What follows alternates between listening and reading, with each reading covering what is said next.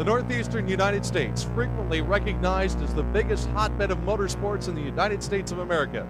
And we're here once again to bring you highlights of the action from all the different racetracks here in the Northeastern United States. Hello everyone, I'm Paul Small from This Week on Dirt, joined by the editor of Area Auto Racing News, Lenny Sammons, and we're proud to present the 1993 season in review from Area Auto Racing News. Lenny, for once, an umbrella became optional equipment instead of standard equipment this year.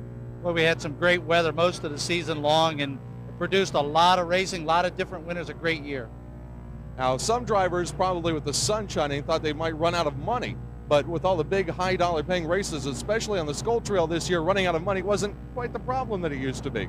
No, unless you had a really bad year. When you have good weather, guys race often. The low budget racers sometimes run out of money by August. But again, the money was great this year. Sponsors helped out, and it just turned out to a great racing year. Once again, we've culled tapes from all across the Northeastern United States to bring you a full picture of what happened this year. We've got some great sprint car, late model, modified, dirt, asphalt, a little bit of everything. We stayed right here in the Northeast. You ready? We're ready to go. Let's get started. All right, here we go with the 1993 year in review from Area Auto Racing News. And we start off in a frigid January indoors in Toronto, Canada at the Skydome, where the USAC Midgets made their first and what may ultimately be their last appearance, Len. USAC Midgets run indoors in the Midwest in places such as the Hoosier Dome. This was the first time for an event here. Unfortunately, it's not scheduled for 1994.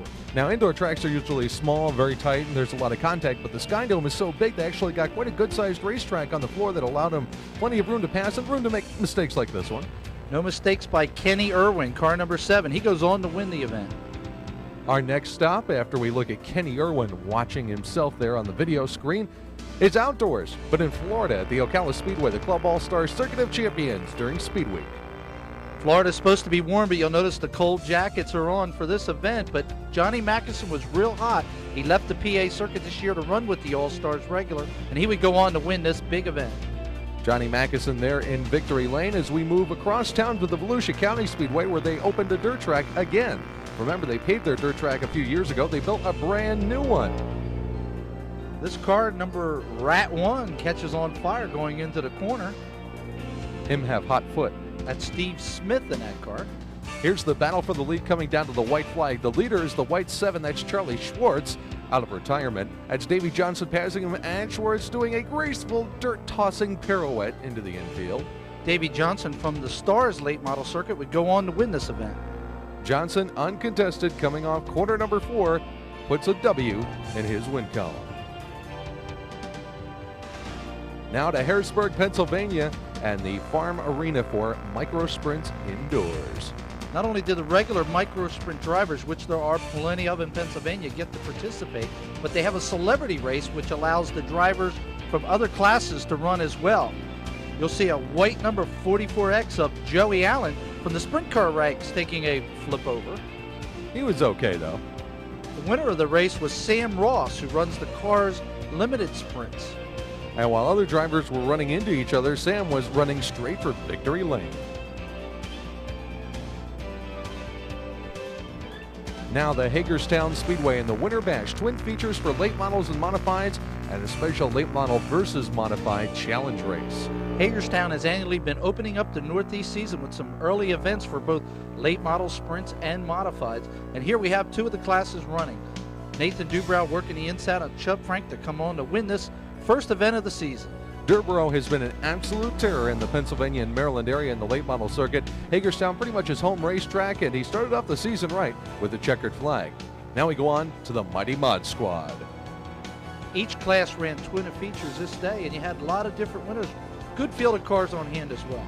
Modified feature takes the green flag. You can see the corporate jet. That's what we refer to the Auto Palace number 72 of Brett Hearn as. Here he comes up behind the B&F General Machine car that Frank Cozy was driving at the beginning of this season and says, excuse me, mind if I cut in?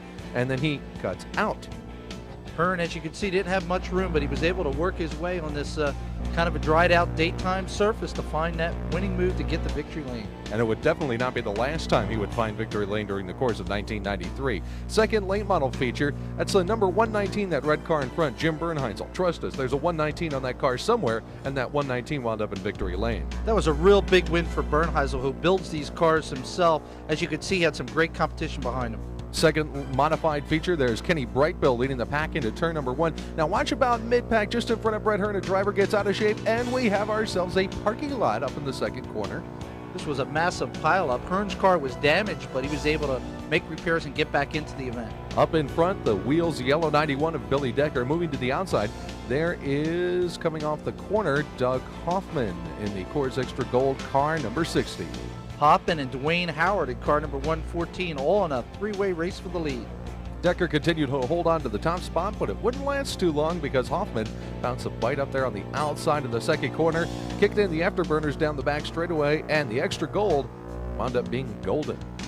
Hoffman really learned something in this event, and when they got to go one-on-one with the late models, he was again a terror.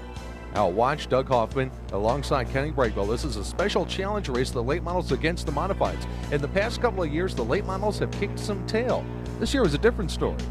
Hoffman had the advantage possibly running that last event, got to see exactly what the track had to offer, and while he might not have been exactly the fastest car, he was the one out front at the end when it counted. You can see the late models are attacking him. Off the fourth corner, Hoffman leads a charging pack of late models to the checkered flag. Hoffman gets out of his car in victory lane. Unfortunately, this year was not kind to motorsports as 1992 Winston Cup champion Alan Kulwicki was killed in an airplane crash on his way to Bristol, Tennessee. Alan was a great champion, well respected by all the members of the racing fraternity throughout the United States for his ability to not only race but also work on the car, and he'll be missed. We did not miss the opener at Big Diamond Raceway as the Pennsylvania Tri-Track Small Block Circuit kicked into high gear. That's Billy Schinkel in car number 714, a local at the Big Diamond Raceway. Great competitor here, fighting with one of the best in the business, Kenny Brightbill. You can see the hectic action here at Diamond. A couple of cars come together, and boom, there comes Tom Mayberry in the Z95. That's Dennis Bailey in car number 81, another great competitor heading the wrong way. Kenny Brightbill cranks it off turn number 4 as the Sinking Springs, Pennsylvania resident winds up in victory lane. Now we go back to Maryland and Hagerstown's gigantic Spring Fest. Here we have the modifieds, late models, and the sprint cars joining the program early in the season. Here's the modified feature with Doug Hoffman peeking that Coors Extra Gold number 60 back out into front as he had done in the first modified race, but as it was in the first modified race, this time Hoffman was Brett Hearn's victim. As you can see, Hearn again worked that inside groove to perfection to go on and take that win. In the late model division, it was Dick Barton who led flag to flag, coast to coast to put together a victory, but not without avoiding some minor incidents like this one. Barton was a real surprise. He came in from western Pennsylvania and beat a stellar field of cars that were on hand for this event. Now the sprint cars. There's Fast Freddie Raymer in car number 21, and look out, Freddie. He gets up over somebody's wheel and almost flips, but not quite. It was a great season for Raymer, but it wasn't to be this day. And here Keith Kaufman sets off a minor skirmish behind him when he got tangled up. Now the man who was able to sneak past all of these spins, including this nifty little 360 by Todd Schaefer, was Donnie Kreitz. Kreitz is excellent when you have a slick racetrack or a hard daytime track. As you can see, he works it to perfection, goes on to win. Down to the Susquehanna Speedway in Pennsylvania we go for sprint car action. Susquehanna this year went to a format where they ran modifieds on a regular occasion instead of the sprints. But when they came, they put on quite a show, as you'll see here. And again, it's the Freddie and Donnie show, only this time Freddie Raymer isn't spinning. He's wheeling down the front straightaway. Nice carry. Susquehanna offers some great racing with its wide sweeping turn. And you can see, here comes Raymer back again to get the lead. This time he slides up to the outside of turn number 4, and there's Donnie Kreitz down there on the inside, poking himself underneath. And he's gone, splitting the lap cars, rim riding the cushion on his way to victory at Susky. Kreitz was able to work both the inside and the outside groove, and that was the factor here in this big win for Kreitz. The super sportsman cars normally frequent the Silver Spring Speedway, but they do get out on the road during the season, and they made a stop here at Susquehanna too. It's the Budweiser Tour when they go on the road, and no one was better this year on the tour than Howie Locke, who also won the championship at Silver Springs. Here's Locke taking the checker flag at Susquehanna. Howie Locke in victory lane. He was used to being there this season. Penn National Speedway, big half-mile flat racetrack where the Tri-Track Modifieds run on Sunday night. New management at Penn National this season, and they were flying the NASCAR banner here for the first time ever. Up front, Billy Pouch in the Tabloid Graphics car number 15, but just behind him, one of the top guns on the Pennsylvania small block circuit.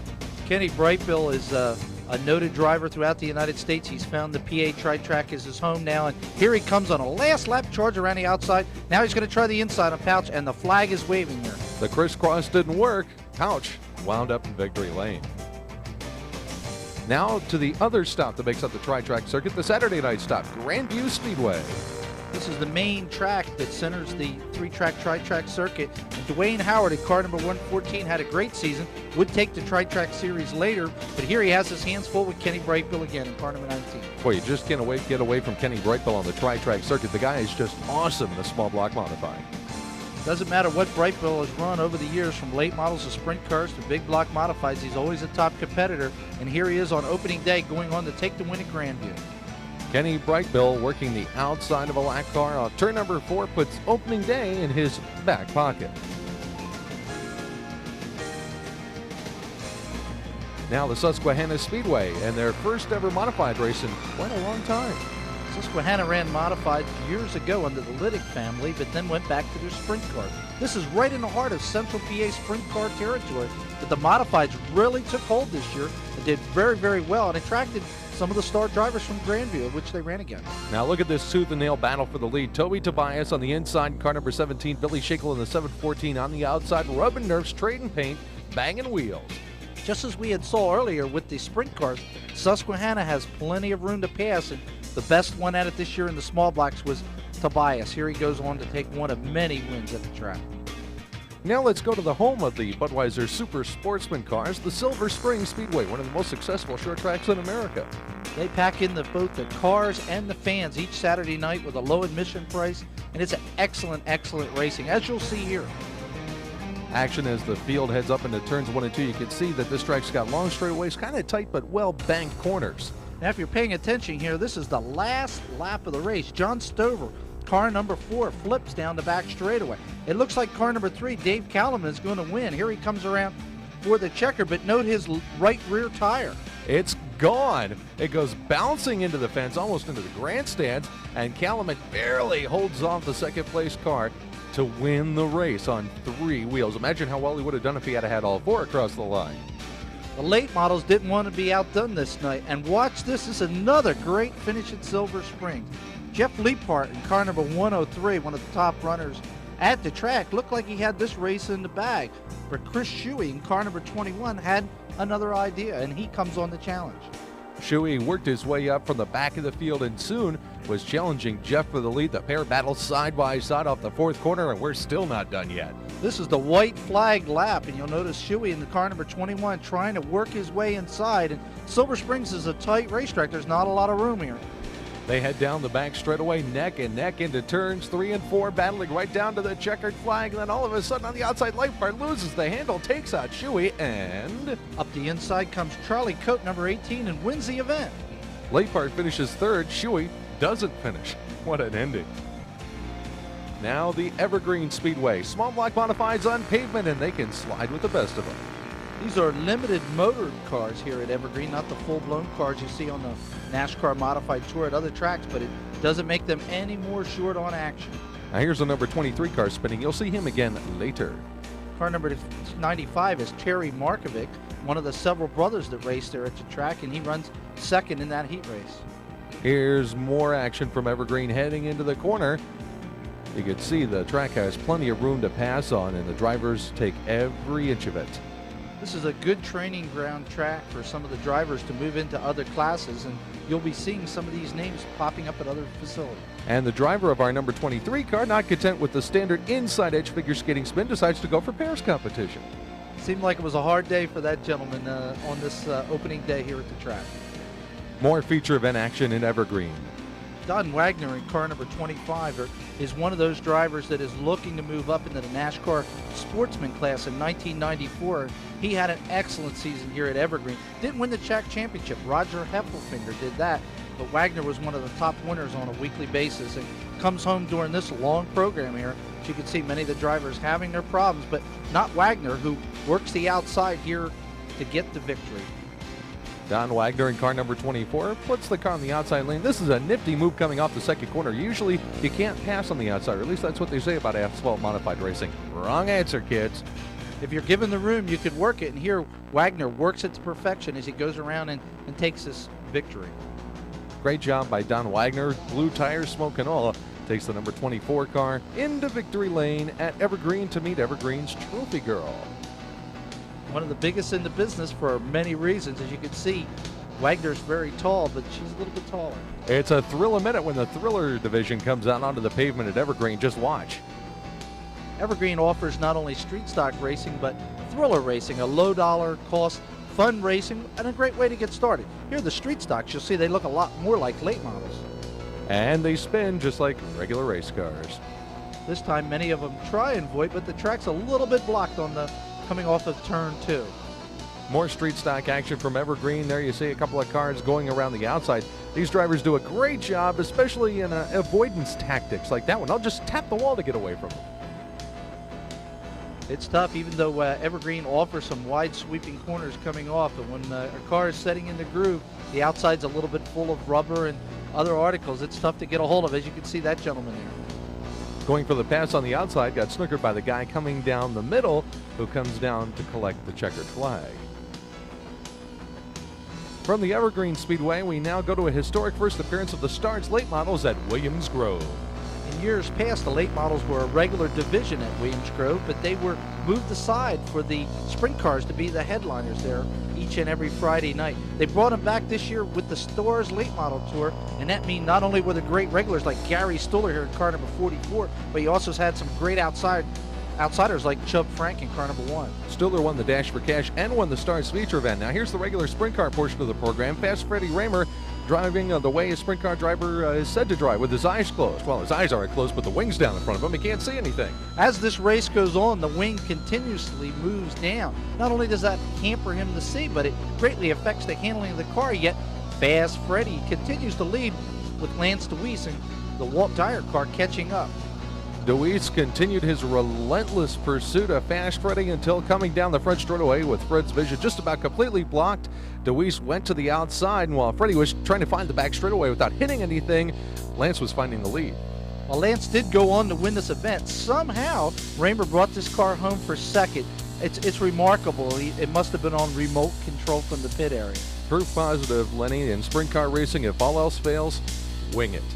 And exactly he did that. Now the East Windsor Speedway in New Jersey, home of small block modifieds that have very little, if any, rules at all.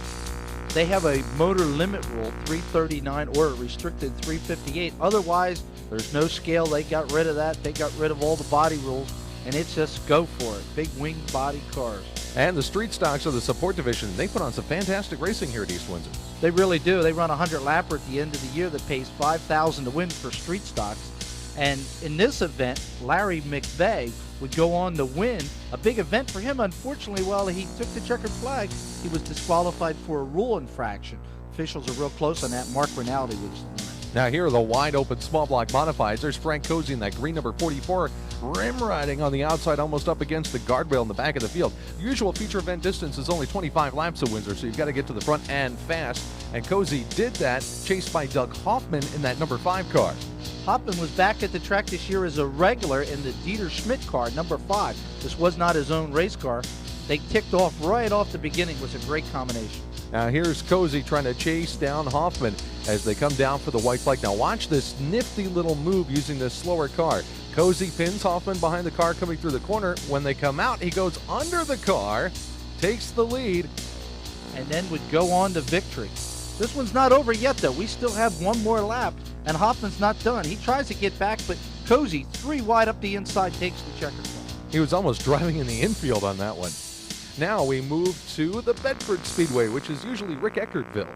And it was on this night. Eckert in car number 0 was outstanding whenever he was at Bedford, but this year he took his show on the road and ran the Stars Tour and many of the other big events and left it open. But when he was there, such as this night, he was hard to handle. Here's Eckert working on Chubb Frank in car number 1. They head up into turns 1 and 2 at Bedford, and Eckert says, so long.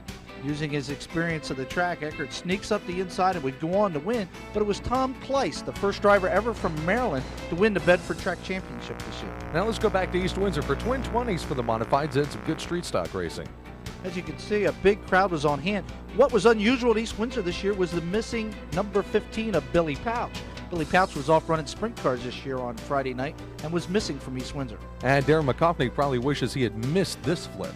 Kahi flipping several times up in turn 1 at the start of the feature event. And this was a wild event at East Windsor. There was more action to come. Heading through turns 1 and 2, this is take number 2 of the restart. There's the Hoffman number 5 car. There's Chip Slocum in the 747, scraping the outside guardrail, and then chaos. Look out on the back straightaway. McLaren spins, many cars tangle, and there goes Rich Taylor in car number 78, taking a flip on the back straightaway. I think you'd call that an inverted spike lane. Back to more action. Carmen Scarpati in car number 39 had a great season at East Windsor. Here he leads Lee Taylor in car number 1 and Chip Slocum 747. Unusual year for Slocum, a former multi-time champion. There's Doug Hoffman doing the Dukes of Hazzard over top of one of the back markers. That knocked him out of this one. And here goes Scarpati, still holding the lead. Being chased by former track champion at the track, Scott Purcell in car number 9. Purcell has been one to win point championships at East Windsor without winning races. This year, Hoffman won the championship, but he took home several wins, including this one here where he works the inside of Scarpati to get the lead. And there's Slocum. As we mentioned, it was an unusual year for Slocum. He couldn't win with his regular ride, the 747, but when that car broke down, he was able to put many wins together in the Bob Perquette 27. Purcell brings home the bacon in the first feature, then the street stocks take to the track. Eddie Kramer, car number 115, a multi-time champion at East Windsor, dropped off of running the street stocks this year, and that opened it up to many different drivers, including Ayamiki Hokomoki in car number 35. He would go on to win this night. He brings a 35 car down into victory lane. You can see how wide, how tacky the surface is here at Windsor, one of the best track surfaces on the East Coast. Now the second of the 20-lap modified feature events, and Doug Hoffman charges out in front. This was a race where you didn't want to lead early. Hoffman, an early leader, would have his problems, followed by several others.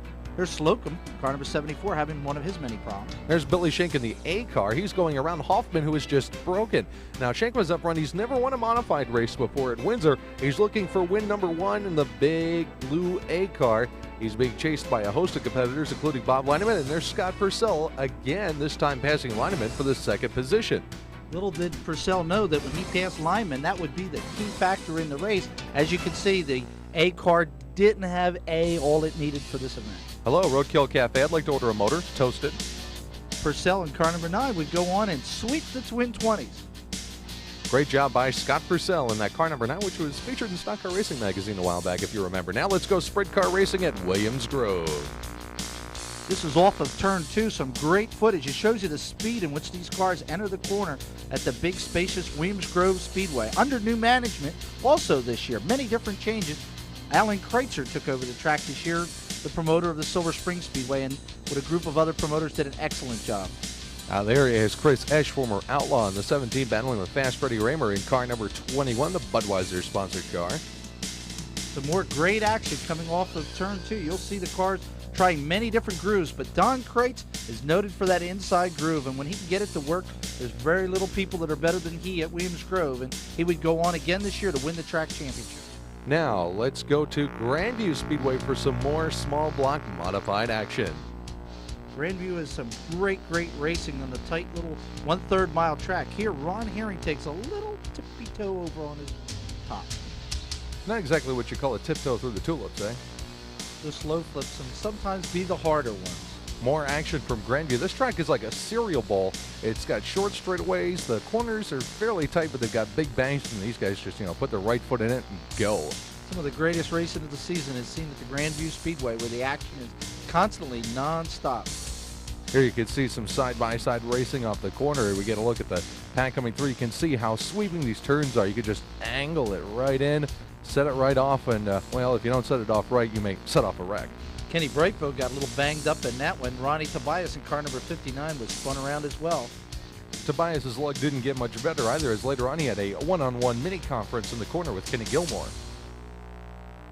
On this night, it was Ray Swinehart in car number 33. Ray lives right down the bottom of the hill from the Grandview Speedway, and it was a big night for him to go on and take a feature event win. There is more action from Grandview with Billy Pouch getting caught up in it. That took him out of contention for the night. Pouch had a real clean 1992 at Grandview. He won so often, but this year he had his problems there and later dropped off as a regular. Another parking lot up in the first turn, but Ray Swinehart in the 33 car avoided it all, and although Pouch got back up and running, he couldn't run down Ray, who wound up in victory lane. Again, a great win for Ray Swinehart, car number 33. He would grab a couple of feature event wins this year. Now, the modifieds aren't the only thing that run at Grandview. They have a 6-cylinder late model division that puts on some really good racing. This class has been dominated the last few years by John Kellner. Now, Kellner moved up to the modifieds and was a Rookie of the Year in that class this year. Did a great job. That opened it up for many different drivers to win, and you can see the action was hot and heavy. Fence Surfing 101. Here, Terry Schneider, car number 4, would go on and win his first ever feature event in the late model class. Now from Pennsylvania's mountains, let's go to northern New Jersey in the Flemington Speedway for action on the pavement. Sparks flying. This is the street stock class at Flemington. As you can see, the foam barriers in the corners. The speed at Flemington is so immense that look out. Bang! That, folks, was the bump, set, and spike. We move to the late model class and hold on to your seats. There's more action ahead. This is car number 44, Pete Britton. And he winds up taking a bunch of people with him. Major first turn crash at Flemington. Todd Cray in car number 99 would go on to win this event. Cray was the big winner in the late model class the last 2 seasons, but he ran out of money this year and dropped off as a regular. Now here's something interesting. The Wall Stadium Modifieds, after a disagreement with Wall Stadium management, were invited to compete with the dirt type modifieds that run on the asphalt at Flemington. So you had dirt cars versus pavement cars, and you had Ralph Rue tossing a wheel, setting off a shower of sparks and taking out a few competitors, including Doug Hoffman, who barely made it through in that blue number 44. Kevin Collins in car number 12 and Doug Hoffman in the Romeo 44 were still the number 1 and number 2 guy to beat each and every week. Hoffman would go on and win the championship and that feature event win. Now the micro stocks at the Evergreen Speedway in Pennsylvania, which for them is kind of like a big flat super speedway. There's 2 classes of the micro stocks that run, sportsman and modified. They're 5 horsepower motors with a stretch type go-kart type frame, and as you can see, it's like running a super speedway when they're at Evergreen. The cars are small, the Trophy Queen is still very large at Evergreen. I don't think I could fit into that, you know that? Back to Flemington, more asphalt and dirt style modified action. Tony Siscone in the red Dick Barney number 14 you'll see going by there was dominant in the asphalt modified class at Flemington, if you will want to call him that. Whenever they ran, he was the feature event winner all the way up until the prestigious Race of Champions in October, where unfortunately he didn't get the checker there. Winner on this night for the dirt type modifieds, Kevin Collins. And Siscone was the first one by in the modified. Now the CRA, the wingless sprint cars, come east for their Thunder Tour, and Grandview Speedway is stop number 1, which produced a big-time surprise. Here, Dave Kelly has his problems after a car spins. He flips over a couple times in the Roger Fickett car. He turns out to be all right, but the flipping has not yet ended. There, Lenny Kronheim gets on his head. And at the same time, we have Downing flipping on the home straightaway. He was knocked out only for a moment. He was revived and he was okay. You could see Dave McGum, the 669, also involved. Now here is the surprise portion of things, Lenny. It paid $10,000 to win if it was a non-CRA driver that could do it, and it was Billy Pouch from the modifieds. And as we mentioned earlier, he was running sprints this year on a regular basis. $10,000 he would get. Pouch driving the Zemco Tool and Die car number 1 almost turned the trick again the next night at Williams Grove. It was the first time in a long time for wingless sprint cars, and it produced a lot of action. An Area Auto Racing News columnist, Bev Thompson, likes to race sprint cars once in a while, and she tried it topless, and unfortunately, she flipped over. Now here's a great shot of the pack coming into turn 3 off the long drag strip type back straightaways at the Grove. You can see they just back them right into the corner, really don't let off the gas all that much. And here's Billy Pouch again showing his strength. While it was a California Racing Association event, if you would, it was 2 former Pennsylvania drivers, New Jersey drivers, Frankie Kerr and Billy Pouch, that would race for the lead. Kerr would win them. Now we go to Lincoln Speedway and the next stop on CRA's Pennsylvania Tour on the Big High Banks. This might have been the best event of the series at Susquehanna, with the cars able to get that big bite on the top. The winner was Mike Kirby, who held off Lena McSpadden. Now here's Shellhammer Speedway. Excuse me. Add insult to injury. Shellhammer's right outside of Reading, Pennsylvania, draws close to 400 karts on a regular basis, including Speedway karts with wings. and they do fly around this little track, but the action is never stops ending. Speaking of flying, I think that flight was just grounded, folks. Now, here's another type of small car, but this one packs quite a bit of punch. It's a micro sprint at Linda's Speedway in Pennsylvania. Linda's draws anywhere from 70 to 80, 85 micro sprints every Friday night, and because of this, the action is always nonstop. Car number 6, Kurt Michaels, would go on this year to win the track championship, but as you can see, there's plenty of cars there each week. And once in a while, a flip. Kent Weiss, the proprietor of this one. Dave Reddy, car number 14, would go on and win this night, his first ever feature event win. Now on to the Port Royal Speedway in Pennsylvania. One of the other Central Pennsylvania sprint cars stops, and here's somebody going on their top. It's Troy Camp, car number 14, a second-generation driver. Now the late models in action. At Port Royal, the late models share the bill with the sprint cars each week, and they put on some great racing as well. Now let's go to Williams Grove, the World of Outlaws, and Steve Kinzer doing something uncharacteristic, hitting a guardrail. Kinzer won many races at Williams Grove in 1992, but whenever he shows up there, he knows the PA posse will be tough. And hunting him down this time, leading the charge for the posse, there's that Kreitz guy again. Car number 69, Donnie Kreitz, has been the guy at Williams Grove that can beat the Outlaws, and he did it once again. And he got a serious big-time ovation from the Pennsylvania crowd. Here's Wall Stadium in New Jersey, one of the few racetracks in New Jersey, big banked paved racetrack where the small block modifieds became the stars this year. They really put on quite a show and were able to fill the grandstand with their big brother, as you might say. The asphalt modified's gone. The limited modifieds moved up to be the headline class and did a great job. Now let's go back to the Silver Spring Speedway for some great racing action. This is the prestigious Will Kreitzer Memorial Race. Kreitzer was the founder of the track, and his son is now the current promoter. Now, the Super Sportsmen are a little different than a sprint car. You notice they have a smaller top wing and they're self-starting, and that was Leroy Martin picking up the victory in that prestigious Kreitzer Memorial. And here we go. What a ride. Buckle in. We're going to take a ride here with Barry Road at the Evergreen Raceway in a car cam. Hey, you want to talk about rides? Watch what happens here. He's coming up to pass somebody, and things are going to get a little bit hectic right about now. Hello. Hold on, there's more action too. As he moves, tries to get back through the field. And all of a sudden, heading into the corner, everything seems to be smooth. He gets on the gas. It's down into turn 3, and ouch. Oh, just a little bit of static as he got a second impact from a car behind. Now there's Freddie Hammond, car number 45, real veteran of asphalt modified racing down this way. Holding off Don Wagner in car number 24, Freddie Ham emerges victorioso. Next stop, Harrington, Delaware, the fairgrounds for the World of Outlaws. Had a wild start for this first annual event run during the Dover Winston Cup weekend. Stevie Smith in car number 77 in trouble there, but look out here. That's the king, Steve Kinzer, going over and then getting cold-cocked by another car.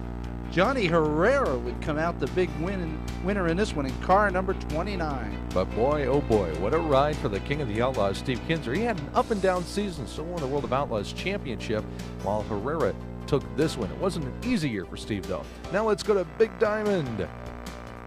Feature event time, and this is a great one between Glenn Strunk, car number 8, Dwayne Howard in the 114, and Kenny Gruber in car number 15. Watch this action. Now here's Howard with a little snooker move on the inside. He caught Glenn Strunk, leaving that inside lane open. They come off the corner, and Howard takes it right to the checker. Now, Flemington, New Jersey has a go-kart road course in the infield.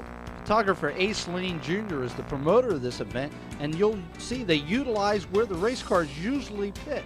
You can see they've got some foam barriers up, just like they have out on the real racetrack, and they flip them just like the real cars. Tried to step up in this one, but the dismount, well, didn't score too big with the judges, I guess. Now let's go to Linda Speedway for more micro racing. You can see the micros running 3 wide as they dart down to the corner, but problems on the back straightaway. And Rick Henning is up and over. Coney, a former champion there at Linda's, had a tough night this evening. They checked him out. He was all right. Meanwhile, the field got reformed for a restart. These are the mini sprints. Car number 8, Dan Jones, was a dominant figure in micro sprint racing for many years. This year he did the same in the mini sprints. taking many wins in the Jeff Creasy number 8. And one of those wins happened to be on this night at Linda's. Now here is the Mahoning Valley Speedway, real tight Cereal Bowl pavement track in the Lehigh Valley of Pennsylvania. These are the Mahoning Modifieds. A little bit different from the regular modified division, a little bit smaller race cars, you notice. They run several different classes, including the late models. Car number 44 there, Critter, taking the checker flag in this one. That's Mike Garris. He's got the classic Chevrolet body style in the car and does the Polish victory lap as a tribute to the late Alan Kowicki. Ron Vreeland was a driver that raced at Flemington for many years, never made any headlines. He wasn't a winner, he was just a nice gentleman that raced there on a constant basis. When the track went asphalt, Ron moved over and ran with car number 88 and did very well. Came out and won his first race there on the pavement. Unfortunately, this year a heart attack during a race evening at Flemington took his life. Now let's go Thunder on the Hill racing at Grandview. This is round number 2. The CRA event was round number 1. Twin features this time around. Keith Kaufman getting the first one in the White Guard Beef Wagon. And the second one is Fast Freddie Raymer, the Budweiser number 21, that would come out the winner against some great competition at Grandview. Thunder to Hill packs him in during the midweek. Now more action at Grandview Speedway. Twin 35 action. This is action from one of the heat races earlier on in the evening, and it gets a little hectic even during the heats. And there's a Billy Pouch getting snagged. You don't see Pouch in many accidents, but his car was damaged there. Made it difficult for him to get into the feature event. Now watch this heat race finish line. Tom Mayberry on the inside of Donnie Erb's car number 24. They straight down to the line, and Mayberry gets it by a radiator cap. Now on to the Twin 35 feature events. Some great action all night. That's Jack Fulweiler in car 115, and never count out Billy Pouch. There he is back in car number 15. Sheet metal slightly creased, but drive durability still up at 110%. Here, sneaking to the inside of Fulweiler down the front straightaway. Jack stayed with him for quite a while, but Pouch said, see you with this move. Fulweiler is a past champion at Grandview and always hangs tough. As you can see, he's not willing to give up 1 inch to Pouch. Grandview is a great racetrack with a couple of grooves in it so you can run inside and outside. Dwayne Howard battled with Fulweiler for second late in the race, while Pouch did what most people do when they leave a hotel. He checked out. He was gone and went on to take the feature event win. Now here's the battle for second coming down to the line. Another close one, and Fulweiler on the outside gets this one. Pouch picking up a nice $3,000 check on the evening. Here's an interesting view from the pace car of the field getting ready for feature number 2. Ron Herring leading the way in this one, and there's Billy Pouch, car number 15, again working his way to the front. And Pouch heads down the back straightaway. He's looking for that top spot once again, diving down to the inside of that number 100 car. That's Ronnie Tobias, another past champion at Grandview, and again, Tobias is not willing to give up an inch either, and he's going to work Pouch and make him earn every dollar. Now here Ronnie comes streaking down to the inside. He's not willing to give an inch. He's going to take it in down low. Pouch goes up high, slides. Ronnie gets up front. Pouch crisscrosses off the corner, says, excuse me, I think I was here first. This is just a taste of the action that you see at Grandview every Saturday night that has the packed house thrilled with excitement. Even though Ronnie Tobias had one last shot at him, he couldn't make it count, and Pouch wound up sweeping the Twins. What a night for Billy Pouch, Len. He climbs across onto the hood of the car. He's very excited when he wins any race. Now, the Big Block Modifieds came down and did a show at Grandview as well as part of the Pennsylvania Summer Tour, and this one was a wild and crazy affair. This used to be part of the Dirt Tour, and it wasn't this year. It was a open competition event, and you'll notice the bodies on the cars. There, Jimmy Horton in the Active 2 gets turned around. Up front, Sean George is running on the inside, doing quite well. Billy Pouch now in a blue number 15. That's his big block car, running on the outside, but Danny Johnson sneaks up the inside of him. Dr. J in the Freightliner Express car number 6 with the raised body panels to compete in this Pennsylvania Summer Tour contest. He and Billy Pouch have had several memorable runs at each other before in the past. And here, Danny gets around Sean George, who gets the lead, while Pouch is having to do battle with the other number 15. Up front, Danny Johnson, who doesn't run at Grandview very often, but when he does, he makes it worthwhile. He goes on and takes his big feature event win by a good distance out front. Danny knows one speed, full speed ahead. Usually, it carries him to the checkered flag, like it did on this occasion. Now to the Frogtown Speedway on the Akwesasne Indian Reservation in New York for a history-making event, the first ever Skull Racing Super Dirt Series event for 358 modifieds, Len. Kenny Tremont, one of the big block drivers in car number 115, and Steve Payne in car number 7 fought all year long on this circuit, and this was no different on this evening. Here you see Tremont on the inside, the 115, Payne on the outside in the 7X doing battle at Frogtown, a very wide, almost circular racetrack. You can see when they come down the front straightaway at Frogtown that there really isn't much of a front straightaway. Tremont and Payne continuously running side by side, well-manicured track, 2 good grooves of racing. Now, Tremont was the winner. That's Danny O'Brien in car number 17 coming around on the outside, but he was a lapped car. Tremont went on to win this history-making first-ever Skull 358 event. Meanwhile, the big block boys were at Ransomville Speedway once again for the Summer Nationals. It was a small block race last year. This year became part of the Skull Tour. Kicked things off, in fact, with a $15,000 to win purse stacked on the top of the deck.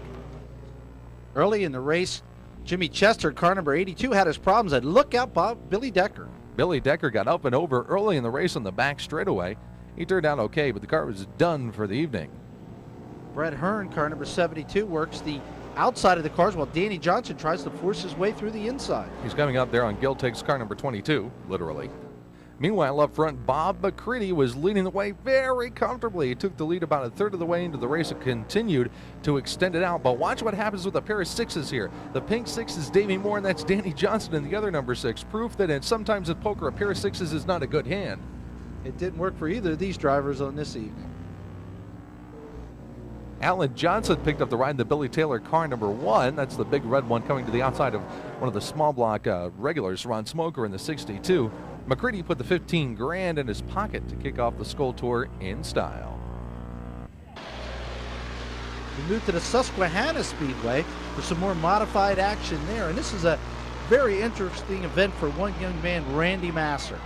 Randy Masser's been running for a long time, and he was able to avoid this parking lot up in the second corner that took out Ronnie Tobias in car number 100.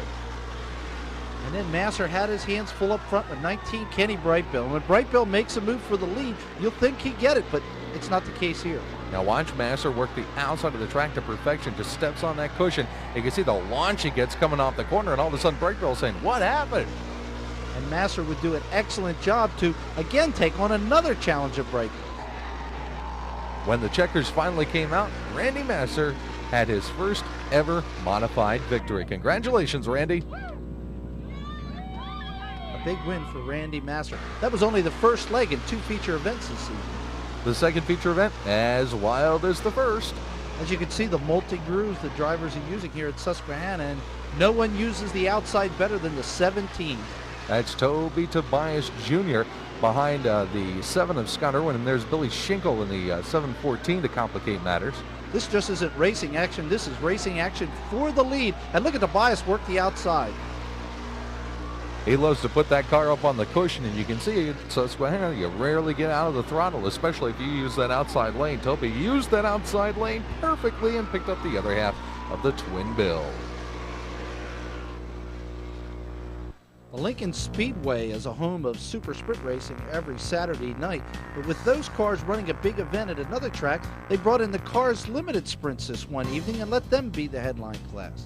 And the headline on this night in the Victory Lane portion of the ceremonies, young Jeff Stelter. It was his first ever career win, and it was a headline class, made it extra special. July in Central New York means fireworks on and off the racetrack at the Mooney Mile, the New York State Fairgrounds, under the lights. Racing action under the lights on the mile is always very exciting, and this was no different. Track in excellent condition after a lot of clay was laid down on it. Traditionally, the surface is always at its best on this first show of the year for the Mod Squad on the Moody Mile. Up front, Dr. J. Danny Johnson was setting the pace, but coming from behind was Billy Decker in the wheels, car number 91, and this guy. As you can see, Brett Hearn and both Decker working the outside to try and advance himself up to the front where Danny Johnson was sitting. This is a short race, only 35 laps of distance because they're on a mile racetrack, so if you start in the back, you've got to get to the front fast. Alan Johnson was doing the same thing as he worked the outside of Kenny Tremont, while Decker continued to charge towards the front here, working on Doug Hoffman in car number 60.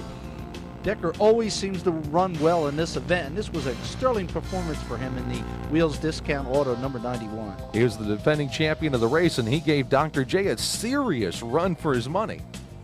Decker right up on the back of him, maybe trying to pick up a little bit of a draft going down the back straightaway. Meanwhile, Hearn was continuing his charge, chasing down Alan Johnson, who had worked his way up into the third position.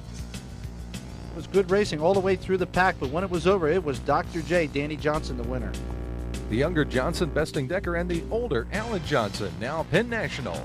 Not 1, 2, 3, but 4 20-lap features all in one program. For one low price. It was great racing all night long, and it brought not 1, 2, 3, but 4 different winners. At one low price. Great racing evening. Billy Couch, car number 15, tries to work his way to the inside of Rory Stackhouse into 10 here early in the first feature. And kaboom! There goes Terry Faust making contact. Losing a wheel off of his race car. Up front, it was Scott Irwin in car number 7 and Rick Schaefer. Slick Rick in car number 77 doing battle here. This racetrack is just fine shape and fast as all heck on this night. As you can see, Irwin using the cushion to keep ahead of Schaefer, and it would be a big event for Irwin, who would go on and take the feature event. Holding off Schaefer on the last lap. Nice job by Irwin. Race number 2 brought Jim Howard, car number 9. His dad was a great veteran driver at the Reading Fairgrounds, and Howard worked his way up through the street stock class and get his first modified feature event win this day at Penn National. Now you talk about how competitive racing is at Penn National. This is the last lap of the feature event, and they're still going at it all over the racetrack. There's Howard in car number 9, who's heading on for the feature event win. Got some lap traffic ahead, but not a problem. He's going to take the check. 2 down, 2 left to go. There's the happy Howard in victory lane. While the other drivers are in there wrenching their cars, we're going to reshuffle the deck and do it again. Here's feature event number 3. This is on Sunday night. You have to remember these drivers have already run Friday night at Big Diamond and Saturday night at Grandview, so it's a long weekend for him. But Tom Mayberry was happy that he was able to withstand all the problems. He would go on and take the victory in number 3. Mayberry aboard the Z95 car, sponsored by a radio station out in Allentown, Pennsylvania. It would be a car that Mayberry would surprisingly leave as the season would go along after they had won the Grandview Championship together. Time for the final feature event of the night. And the excitement didn't slow down one bit. Rick Schaefer, you remember he was running in the first feature for the lead. He's back dueling for that lead again, this time with Ray Swinehart, car number 33. Using the high lane to try to reach Ray, then down the back straightaway, he swapped lanes. Schaefer is an outstanding performer on the tri-track circuit and really a hard-nosed driver, good, clean racer that never gives up, but he didn't on this evening, although Swinehart gave him everything he could handle. Now here's Slick Rick using the slick move on the outside of the racetrack to swipe the spot from Swinehart. This time he would hold on despite a couple of more cautions. Here, Jeff Strunk getting nailed after he was involved in a tangle off of turn number 3. I'd set up this restart where it was key for Schaefer to get on the gas, and he did just that coming off the corner.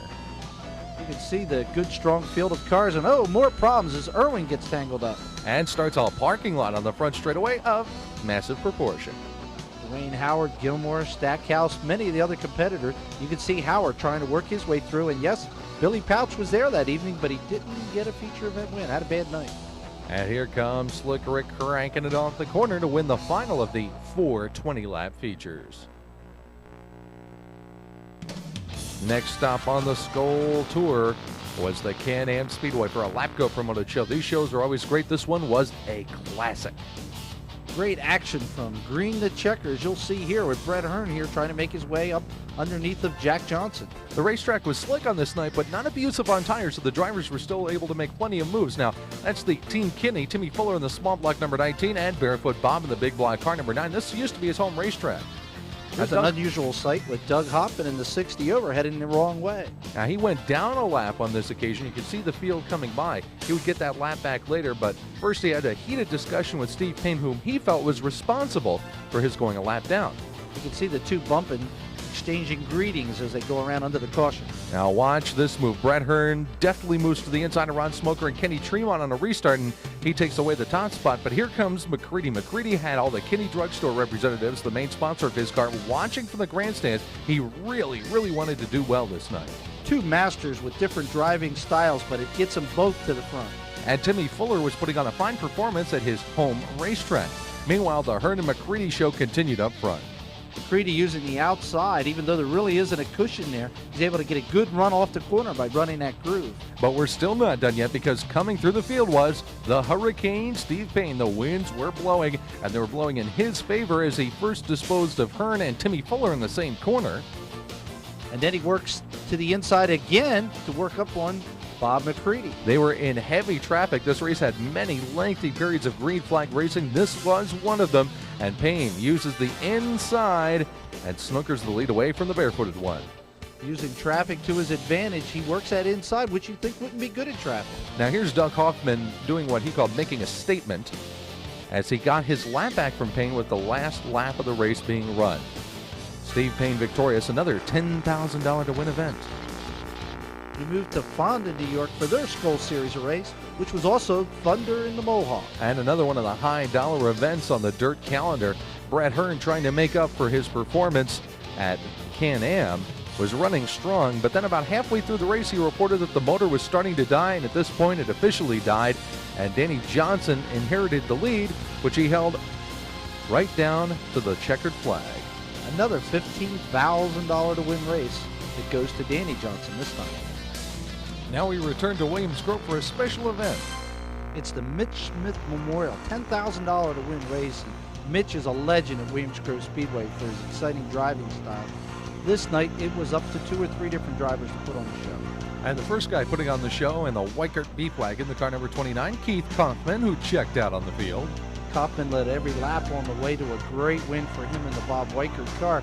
But the race fans were thrilled with this great battle here between car number 4, Bobby Davis Jr., a regular in the World of Outlaw Tour. He had dropped off the tour and showed up at Williams Grove this night for the race, and Freddie Raymer, the regular in car number 21. Now watch this, high, low, inside, outside. And you can see they're never really letting off the gas. They're just tossing the cars into the corners. Raymer on the outside, and Bobby Davis, who knows this racetrack just as well as anyone, takes it all the way down low. Several years back, Davis was a regular in the Bob Weikert car number 21, same car that Kaufman has taken the victory this night, and he won the track championship at Williams Grove in that ride, so he's very familiar with the racetrack. Now the car's limited sprints were also on tap, and watch this wreck in the start of the race. About 4 or 5 cars going upside down, just one after the other. Boom, crash opera, we call this one. Not only was this in front of the main grandstand, but in front of the pit area as well. You can see all the drivers' crew skirmishing to come see who was okay. Here's restart, take 2, and action. Cars limited sprints are drawing fields in the 50 range this year. It was hard just to get into the feature event. Great action all the way through the field. Now they made it through this restart without any problem whatsoever. You can see the cars running multiple grooves as they try to make their way through the front. The guy that would end up at the front when this race was over was a car number 33 of Bill Albright. And here's Bill coming down to collect his checkered flag. The Skull Super Dirt Series for the Big Block Modifieds was up north of the border in Quebec at Autodrome Drummond. A great mix of the tour regulars from the dirt circuit against the Canadian drivers. There's Martin Roy, one of the Canadians' best representatives, and Joe Plazik, another Canadian in car number 1, a regular on the Skull Tour this year. And moving to the outside, passing him and Robert Ranger in car number 27 was Dr. J. Danny Johnson in car number 6. By the way, Ranger brought the actual NHL Stanley Cup to this event. He had some connections. Great racing up front, but when it was all over, it was Brett Hearn the winner. Then they went on to Autodrome Granby. Usually Granby runs before Drummond on the Quebec Tour, but rain kind of changed the plans a little bit, so Granby was the cap of the Quebec Tour. Kenny Tremont working the inside with Bob McCready. They'd all be factors in this one. Riel LaFrance, one of the top drivers at Quebec, at car number 11, had the Hurricane Steve Payne to contend with. Payne working the inside here, moves, takes the spot. Meanwhile, the battle is up in front between Hearn, who is leading, and McCready, who wants to lead. McCready works the inside and actually gets by. The battle continues as Hearn tries to no avail to get by McCready. It looks like McCready may have this one wrapped up and in the bag, but then the breakage starts, first with Frank Cozy. Then it's Alan Johnson with Billy Taylor's number 1 with a right rear flat. And brother Danny in the Freightliner car number 6. And then, under the caution, Bob McCready pulls in. And McCready's night was over. Mechanical problems sidelined him, and Hearn went on to sweep the Tour du Quebec. Hearn's crew always has his car very well prepared. Another tragedy struck Winston Cup racing as Davey Allison, who was in a helicopter on his way to the Talladega Speedway, crashed and was killed. Davey was just at the beginning of what could have been one of the greatest careers in automobile racing, but he'll be remembered for all the great accomplishments that he was able to put in the record books in his short time here on Life with us. Grandview Speedway, once again, it's thunder on the hill. The mini sprints were added to the program here later in the season, and Trevor Utt woke everyone up about mini sprint racing with that play. The action at Grandview intense when the sprint cars hit the tight racetrack, and Freddie Rammer found out just how intense things can get. Hello, Fred. Watch the rear of the car as the brake rotor is so hot that it actually catches fire. Give it a couple of more seconds here, and it's barbecue time, folks. I tell you, this was stubborn. They had a real hard time putting this out, but Freddie was okay, and they did get the fire put out. It was not a good series for Raymer at Grandview, where he was a multi-time track champion there in the modified class. Chris Esch wound up in victory lane in the yellow 17, while Todd Schaefer wound up bouncing his way through turn number 4, sometimes on his head, sometimes not. Here's some more great action. Jamie Steffi in the 76, and watch Glenn Fitzcharles in the 26 keep the car rolling along. This is called a scratch spin, ladies and gentlemen, as he scratches everybody else in the infield. The Dusty kicks up and he gets a 10 from the judges. The dwarf cars, a whole new idea, has swept the country. These are legend cars coming out of the Charlotte Motor Speedway, made their first ever run here in the Northeast at the Evergreen Raceway. The Legends cars are actually smaller than the Dwarfs cars, which are pretty small themselves, but hey, they spin just like the big ones. They were featured at the Evergreen Raceway. Now here was something special that happened at Can-Am Skull Race. It was a Legends exhibition race reunion type thing. It was supposed to be an exhibition, but once these guys got out on the racetrack, they wanted to race. Fuzzy Van Horn, the Angels veteran in the 71 car, the yellow car being challenged on the outside. That's not Dave Leip, that's Billy Wimble, folks, in Dave Leip's car, and this is how close the finish was. Billy Wimble wound up besting a whole field of great veterans, including Andy Romano and Frank Andre and many others. It was a great night, and here's a great taste of the new and the old. Remember, Van Horn and Rudeman still compete, and Wimble beat him, and he hasn't raced in many years. And who knows, somebody like Steve Payne may become the star of tomorrow. Meanwhile, one of the stars of yesterday, Buzzy Rudeman, was back in action today, this year in fact, in a 358 modified, here competing in the 358 Skull Stop at Orange County Fair Speedway, which was dominated by the black number 1, Brett Hearn, at the keyboards. We move on now to rolling wheels for the Skull Super Dirt Series event. Here's a great shot from the inside of turn 2. You can see the speed that was generated. Bob McCready had won the opener of the Challenge Cup at Rolling Wheels and passed Kenny Tremont here with a few laps left to go and put on ice, win number 2 of the season at the wheels. Now let's go to Accord Speedway in downstate New York, tight little quarter miler. This is a track that was closed because of local town sound ordinance for several years. 1992 it made its return, and this year they had a great year. Here Barry Davis takes a win. Now let's look at another small quarter-mile racetrack, very similar to Accord, only it's in Pennsylvania, Mockatech, right next to the Caesars Cove Haven Resort. Track might be a little rough on competition, they bing and bang, but the fans love it, and they get a good crowd over there every Saturday night in the Pocono Mountains. Great action at the Mockatech Speedway draws great crowds from the Lake Wallenpaupack area. Not only is there modifieds, but several other different classes are run there as well. Now we move on to the Penn Can Speedway. Penn Can also running a variety of divisions, but combined big block and small block modifieds are the big show, and some of the big stars, Kurt Horton in car number 8 and the Z car. And by the name of Butch Tittle, absolutely. Now the Penn National Speedway for some pretty hectic Sunday night action that was not very kind to one Mr. Pouch. Yeah, Billy Pouch had his problems on this evening. You'll see him getting messed up into a traffic jam here up in the corner, getting into the wall. Something uncommon for Pouch to get wrecked, knocking him out here. I had a couple other drivers get knocked around in the middle of the incident, but one guy who did not get knocked around was Dwayne Howard. Howard had a great season winning the Tri-Track Championship, and here he added a win. What made this night very special, though, was again a Legends event. And this time it was Bobby Botcher driving his son's car, challenging Freddie Adam on the final lap. Freddie Adam, a winner of the Langhorne Race of Champions when it was dirt way back in the 60s. Hasn't raced in many years, but he came on and put on a great show for the fans. You'll see them showing their excitement. Botcher coming over the winner over Freddie Adam. And there's Botcher in victory lane with a host of other people congratulating him. on a job well done. A job well done by Brett Hearn at the 358 Skull Super Dirt Series stop at Ransomville. Hearn and his Miller Genuine Draft number 1 working the inside. While Ron Smoker works the first turn guardrail and loses. Here Hearn gets that lead away from Pete Bicknell.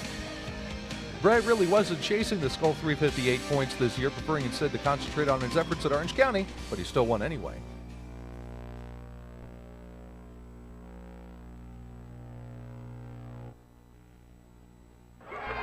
Why is Tommy Corellis excited? Because a youngster has just drawn the pole position for him in the biggest skull race of the year, the $17,000 500 to win Mr. Dirt Track USA at Lebanon Valley Speedway. Lenny, all the stars come out for this one.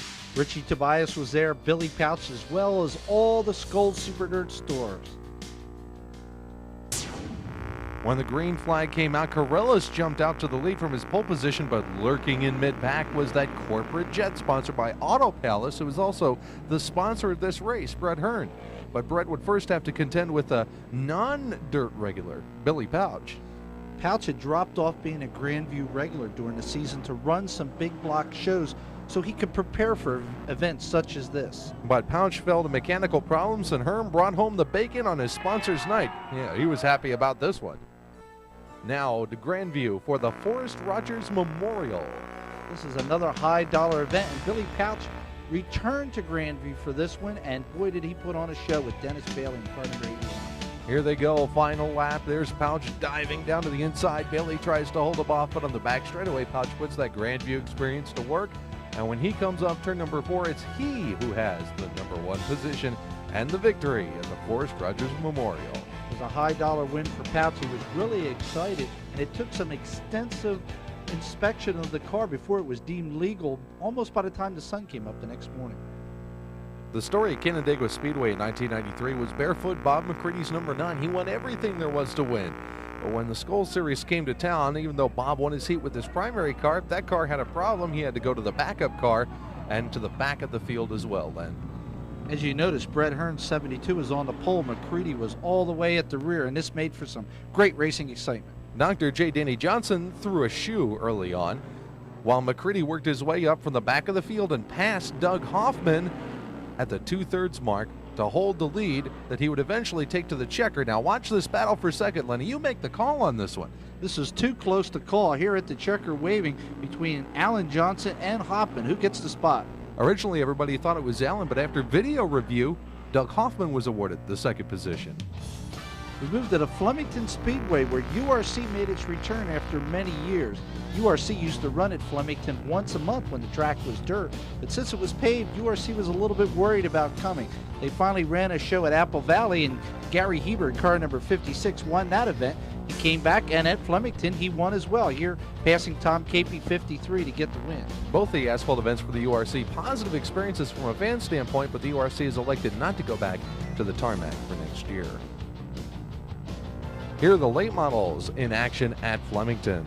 The late models are a great class at the track. Here, Scott Davison, car number 48, works to the outside to get to the lead. Davison is a former dominant figure in Pro 4 modified racing, made his move into the asphalt late models and did very well. He's got a legend on his tail here, though. That's Sammy Beavers in car number 43, a name synonymous with Flemington, but Beavers couldn't turn the trick on this night. You'll notice Jim Wismer in car number 7 had moved right in there to make it a 3-car finish.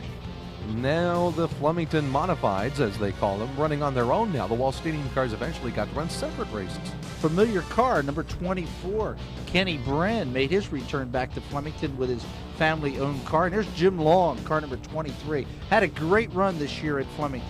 And Danny Heber on the 11 on the outside, challenging for the lead. Great side-by-side racing. Heber gets the lead here, but it's not over yet at Flemington. You always got to remember there's Doug Hoffman and Kevin Collins you're going to have to deal with, and here they come. You just saw them battling side by side. Collins eventually got the best of that battle, then got the best of Long, and eventually the best of Danny Heber.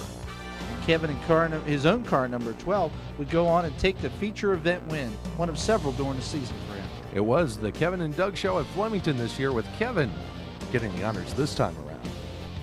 The Autodrome Edelweiss hosted a stop on the Skull 358 Super Dirt Series. That's Steve Payne in car number 7 working that outside cushion to get to the lead. fighting with Danny O'Brien in car number 17. Payne would win that race, but the next night at Cornwall, not quite as fortunate. Major problems in the lower side of the cars down into a ditch area. Pat and Danny O'Brien, the brothers, battled it out, and Pat wound up victorious. Cayuga County now a stop on the Skoal Super Dirt Series for big blocks. By this time, the Skoal Series was a two-way battle between Brett Hearn and Barefoot Bob McCready. McCready got the best on this occasion. Now to the KC Speedway in Ohio for a look at some racing on Ohio Way. Try to give you many different classes at as many different tracks as we can, and you'll notice here at the KC Speedway the sprint cars have plenty of room to operate and no outside wall. And some big time banks up on the corners. This track is one of the stops on the Club All-Stars Ohio Sprint Speed Week, in fact. There are also many big late model races run during the season, and here you'll see even though the one car spins and crashes the wall, there's still room for the others to get by safely. Talk about hanging 10. That was hanging about 2,000 weight-wise.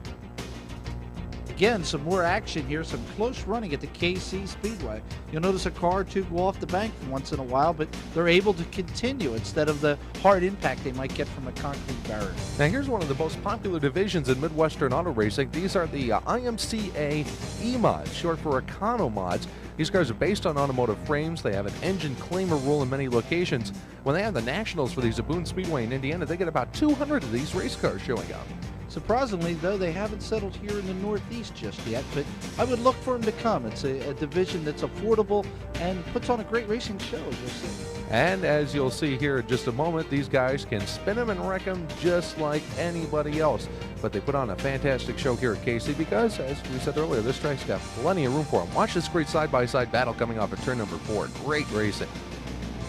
These cars are able to work both screws real well, too, and they run very cost-effective type rules that allow many, many drivers to compete that otherwise wouldn't be able to run in such a class. I'm off the bank. I'm going to make it back. I'm going to make it back. I'm not going to make it. Oh, well. A wild evening at the KC Speedway. And here's another wild one for you. This is Thunder on the Hill at Grandview. On this night, they had a challenge race for the URC racers early in the night. They got to run their own little event, and Mike Wells, maybe he should have stayed home. He was probably wishing out of after that. Mini sprints were also on the docket. As well as good racing, they had their shares of spills as well, as these small but very powerful cars took to the Grandview High banks. Many sprints running up to 1,100cc motorcycle engines under the hood. You can hear that whine from that motorcycle engine as they make their way around the racetrack. And this division has really caught on in the past couple of years.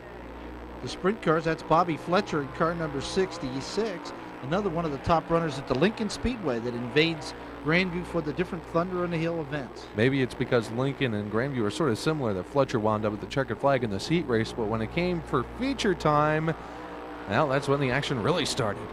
Oh no, Freddie Raymer again had his problems. This was in the consolation, actually. Freddie didn't make the main event because of this crash. Fast Fred was on his head, and so is this guy in the mini sprints.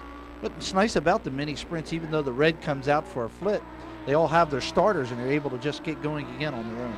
Here we go again, more mini sprint action and some really good racing here, and a tandem flip with a little bit of style. In the sprint car event, this is the final race of the Thunder on the Hill series. Billy Pouch, who you'll remember won the opener with the CRA wingless cars, was very dominant in this closing event and took the Thunder on the Hill title. Next stop is Potomac, Maryland, where the URC sprint cars had a kind of a field trip. URC is a cost-effective way of going sprint car racing as well. They run a spec tire on the right rear and they use a small top wing and no front wing, trying to stop the extra horsepower getting hooked to the ground, but it doesn't stop the action. Now watch this guy go for the off-road excursion. What did that sign say? The sign said dip. He cuts through the infield and hopefully gets back onto the track. During the season, Coverdale in car number 17 was one of the big winners and a super exciting sprint car driver, Greg Coverdale. Watch for him in the future. We go back to Williams Grove for sprint car racing once again, and here's that Billy Pouch guy. He was a strong force in sprint cars this year. It's pretty good considering that he's driven modifieds his whole career, and this year was the first year he really got heavily into sprint car racing. Pouch here dealing with Bill Bryan Jr. for the lead in car number 16. His major problem during the season was learning how to adjust the car with the wing on the top. As you'll notice, he did real well with the CRA races without the wing because he was able to set the car up as he did his modified. But as the season progressed, he learned more and more about the big wing and did real well in excursions out to Eldora and Knoxville later in the season. As a matter of fact, he got a top 5, I believe, at the Knoxville Nationals in Iowa. So it was a great year for Billy Pouch and another great win. This was number 2 of the season for Pouch at Williams Grove. And look for this battle here in the back as Chris Esch barely holds off a competitor for position. We move now back to the Hagerstown Speedway. We had quite a few races of Hagerstown early in the season, and we'll again stop back there late. But they run every Saturday night during the year as well. And one of their big events is a triple 20 program. For the headlining late model division, and in this first 20-lapper, it was Rocket Rodney Franklin winning. Gary Stuhler grabbed the second 20-lapper, and in the third 20-lapper, the third different winner. Denny Bonebrake is a legend at Hagerstown. He's been there for a long, long time, and it was nice to see him grab one of those checkers on the evening.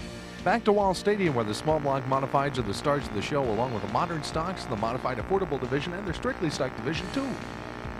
Much of the tradition of Wall Stadiums is the names from the past, and while the big names were gone, Danny McLaughlin Jr. here takes the feature event. His dad raced there for many years. Action from Lincoln Speedway, where Freddie Raymer was king of the banks. Freddie won 14 times during the season at the Lincoln Speedway, and here's one of them with a pass of Mike Wagner, car number 55, to get the lead. Great racing at the Lincoln Speedway. Now let's check out one of the most popular racetracks and maybe also one of the best kept secrets in Pennsylvania, the Path Valley Speedway. Path Valley had the invasion of the ARDC midgets not once but twice. They were there during the year. They really love the tacky racetrack out of Path Valley, a small racetrack but a fast one. And here's an interesting division. They have late models, but they're powered by 4-cylinder engines. They put on a great show at Path Valley. Now on to the Susquehanna Speedway and their 100-lap feature go. Man, this one was crazy. During the season, the fields at Susquehanna continued to build as the year went along. Rick Shaper was one of the drivers that came over to try it out, and whoa, hold on to Rick. I'm going. That does it. I'm gone. Also invading this night was Billy Pouch, his first time at the track. Pouch raced for the new promoter at the track, Glenn Heidemann, for many years, the 126 car, but here he was trying to take some more of his money in this big event. On the final lap, Pouch went for it all with a slide job on Tobias in turn number 1 that proved to be unsuccessful. Toby went on to win, but had Pouch made him nervous? I don't know. Me and Billy have a good time usually, Yeah, like I said, thank God I come out with a bigger end of the stick this time. The Oswego Speedway, where the Budweiser International Classic for Super Modifieds is always one of the biggest events on Labor Day weekend. This is one of the most prestigious events run for any class in the Northeast during the season, and it was a great event because it featured a pit stop this year. Several drivers had planned pit stop strategies, but only one driver would execute that strategy to perfection. Here, Gary Morton has a perfect hit into the foam that protects the steel barriers at Oswego. Now you get to see exactly why this one special speed camera is not being held by a cameraman. Watch Doug Hevrod. Right into a steel wall at 130 miles an hour in Steve Joy's regular car. That knocked him out. Meanwhile, Eddie Bellinger had made a pit stop for tires and gotten back out on the lead lap, but his face shield was covered in rubber. That didn't bother him any at all. He went on to victory in the Budweiser International Classic for Super Modifieds. Well, the plan worked. Under some circumstances it might not have worked. Just lucky for us, everything worked out just right for us. It didn't take us all that long to get back to the front. We pitted just a little sooner than most other guys that were going to pit. Actually, we pitted a little later than we wanted to, but it worked out real good. It's another 100-lapper, this time at the Penn National Speedway. This 100-lapper, the Lehigh Valley 100, pays $10,000 to win, and it was another great race similar to one we saw earlier on the tape. With pretty much similar results. Here's Billy Pouch, here's Kenny Brightbill on the inside, diving for the last lap move, and it looks like this time he may pull it off. Here they come down for the checker, but Pouch has the momentum off the top, and he takes the win. Next stop, the Mahoning Valley Speedway for micro sprint racing, and once again we have a crash right by that infamous spot. Remember last year when that guy hit the third turn wall in front of the cameraman? Deja vu. This time Barry Boyd, the photographer, hangs in tough to get the shot. As you can see, the one car turned over and the others crashed right in front of him. Bedford Speedway hosting their Labor Day Championship with Tom Kleiss, the king of the class. Kleiss would be the champion there at the track this year, and he'd win this race over Jimmy Bernheisel. After Labor Day weekend, most racetracks in the northeastern United States have decided their track champions for the year, and their regular season is over. But there are still a lot of special event races that come up and make up what we call a second season of auto racing here in the northeastern United States. And Lenny, whenever you have big races, you've got big dollars for the drivers. There was some big dollars on the line at Williams Grove, the National Open. We were there. We've got Oktoberfest at Hagerstown. We got Super Dirt Week at Syracuse, Race of Champions at Flemington, and plenty more. Big races always produce big excitement, and the fans come out in droves to see these special contests. So let's go watch it. Here's the second season of auto racing in the northeastern United States. We'll kick things off with a twin bill at Grandview featuring wingless ARDC midgets. URC Sprints were also on the program, but boy, look out here. Bob Rusko, car number 7, takes a wild flip. Hey, that looks like fun. Can I try that? I don't think you'd want to, certainly without that wing on there for a cushion. URC sprint cars in action, power sliding through the turns, and Dave McGuff wound up winning, and he also won the URC championship. The biggest event of the season at the Big Diamond Raceway is the Coal Cracker 50. Big dollars are on the line. It was a great show. And a Kenny featured in the outcome of this one, but it wasn't Kenny Brightbill, it was Kenny Gruber. Gruber really hung tough in car number 15, but Billy Schinkel, the 714, who lives right up the road from the Speedway, he had just a little bit more and came on for the big win. Air Schinkel dives underneath Gruber in turn number 3, makes the pass, and goes on to collect his first ever victory in the Coal Cracker 50 at Diamond. It was indeed a big weekend for these drivers of the PA Tri-Track circuit. They moved to the Grandview Freedom 76 the next day. The fireworks going off over the speedway as a big, huge field of cars assembled to take the green flag in the 76-lap event. A big dollar event at Grandview. Modified sprints don't matter. The guy you got to beat, Billy Pouch, and he was there. But he wasn't doing all that well. Early in the race, he came into contact with another car that wiped out the front end and his chances of victory. This really opened it up of who could win, and the guys might have got a little bit too excited. Here, Kevin Hartnett and several others tangle on the home straightaway. Meanwhile, Dwayne Howard was working his way up through the field in the 114 until he hooked up with this slower backmarker car. That sent him to the rear of the field, but not for very long. Howard, one of the great competitors on the circuit, rebounded, came back through, and here he fights with Tobias in car number 17 for the lead. Now watch Howard on the low side of turn number 4, gets the dig and the bite off the corner, and that's it, folks. Dwayne Howard emerges victorious in the Freedom 76 at Grandview and does the American Roof Tap Dance. That was Dwayne's first ever win in the event. Now the Bridgeport Speedway, New Jersey, big, fast 5/8 mile racetrack. These are the URC sprint cars in action. Bridgeport was sold to new ownership this year, and it took them a while to open, but once they did, they had a tremendous season, and they drew extremely good crowds when URC was there. Here, Kramer Williamson takes the checker flag. Now here are the big block modifieds in competition. These are actually the 358 modifieds on this program right here. They used both of them on a regular basis, and in the 358 class was Pete Fiscani, a great runner who won most of the events. This night, though, was Bobby Lyman, car number 1, that took the checker flag. And now here come the big boys. The big block shared the program each event, and in this one, it was Delaware's Jamie Mills in car number 30 that won his first ever at the track. The first of the Sunoco Race Fuels Dirt Modified Championship Trail events was held under the lights at the Canandaigua Speedway, where Bob McCready was once again the center of attention. Who else but Bob McCready? It was his season at Canandaigua, and here he comes in for the pit stop, mandatory during the event, but he might be down for a little bit, but not for long. Now watch Jeff Trombley in the 21J here. Jeff had a tremendous run in this race. McCready goes by, but look at Jeff's right rear tire when he comes off the corner. He ran the last half of this race with a broken right rear suspension and still finished in the top 10.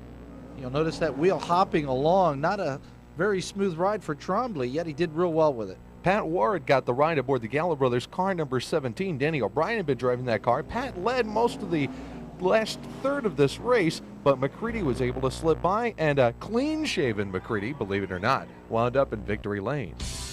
We move to Silver Springs now for their big late model event. Carl Billick, car number 6, had quite a season at Silver Springs, especially in heat races. He won 15 in a row at one point. And here he takes the lead on the second lap of the late model feature going. Well, from there, it's all the Carl Billet show as he winds up getting the victory lane honors. Our big race season continues with the prestigious Thompson 300 for the NASCAR Modified Tour boys. Winston Modified Tour drivers going all over the northeastern United States, but their predominant home is in New England. This was a big event because the Point Series was coming down to the line, and Reggie Ruggiero and Rick Fuller were dueling all season long looking for that prestigious title. Thompson, a big, fast 5/8 of a mile racetrack with some serious banking. That's Jan Leedy in the 25 car taking the early lead at the drop of the green flag, being chased by Jeff Fuller in the 8 car and Stephen Park in car number 1. You'll notice that Thompson high banks and fast speeds make this a great race, all 300 laps. There was, however, one ringer in the field. Mike McLaughlin driving car number 21 of now Busch North regular, being chased by Mike Stefanik in car number 14. They went right down to the wire in this one, and McLaughlin was able to fight his ill-handling race car and emerge victorious. Well, we pitted, actually our last set of tires were a little bit too free. The car was a little loose in the middle of the corner, so I did run just hard enough not to burn the right rear up and try and save it. Finally, Mike pressured me enough where I had to go for it to get by Carl, and then once I got in the lead, I just trying to run hard enough to keep that right rear under me and was able to hold Mike off. It was a good run. Here's one of the other Valley Speedways. This is Hill Valley, where the micro sprints run. Great competition here at Hill Valley. There goes one over on its side there. During the season, car number 7, Brian Gobrecht, not Kevin, was the star of the show. He won the championship and won this big event. Did pretty well learning from his brother. The biggest event on the Outlaw circuit in New York State is the annual Victoria 200 for the Modifieds, which for many years was under the ironclad grip of Billy Pauch. But again this year, Pauch had his problems in the event. Here, a stubborn Gordy Button gives him trouble, but before long he was out of the event.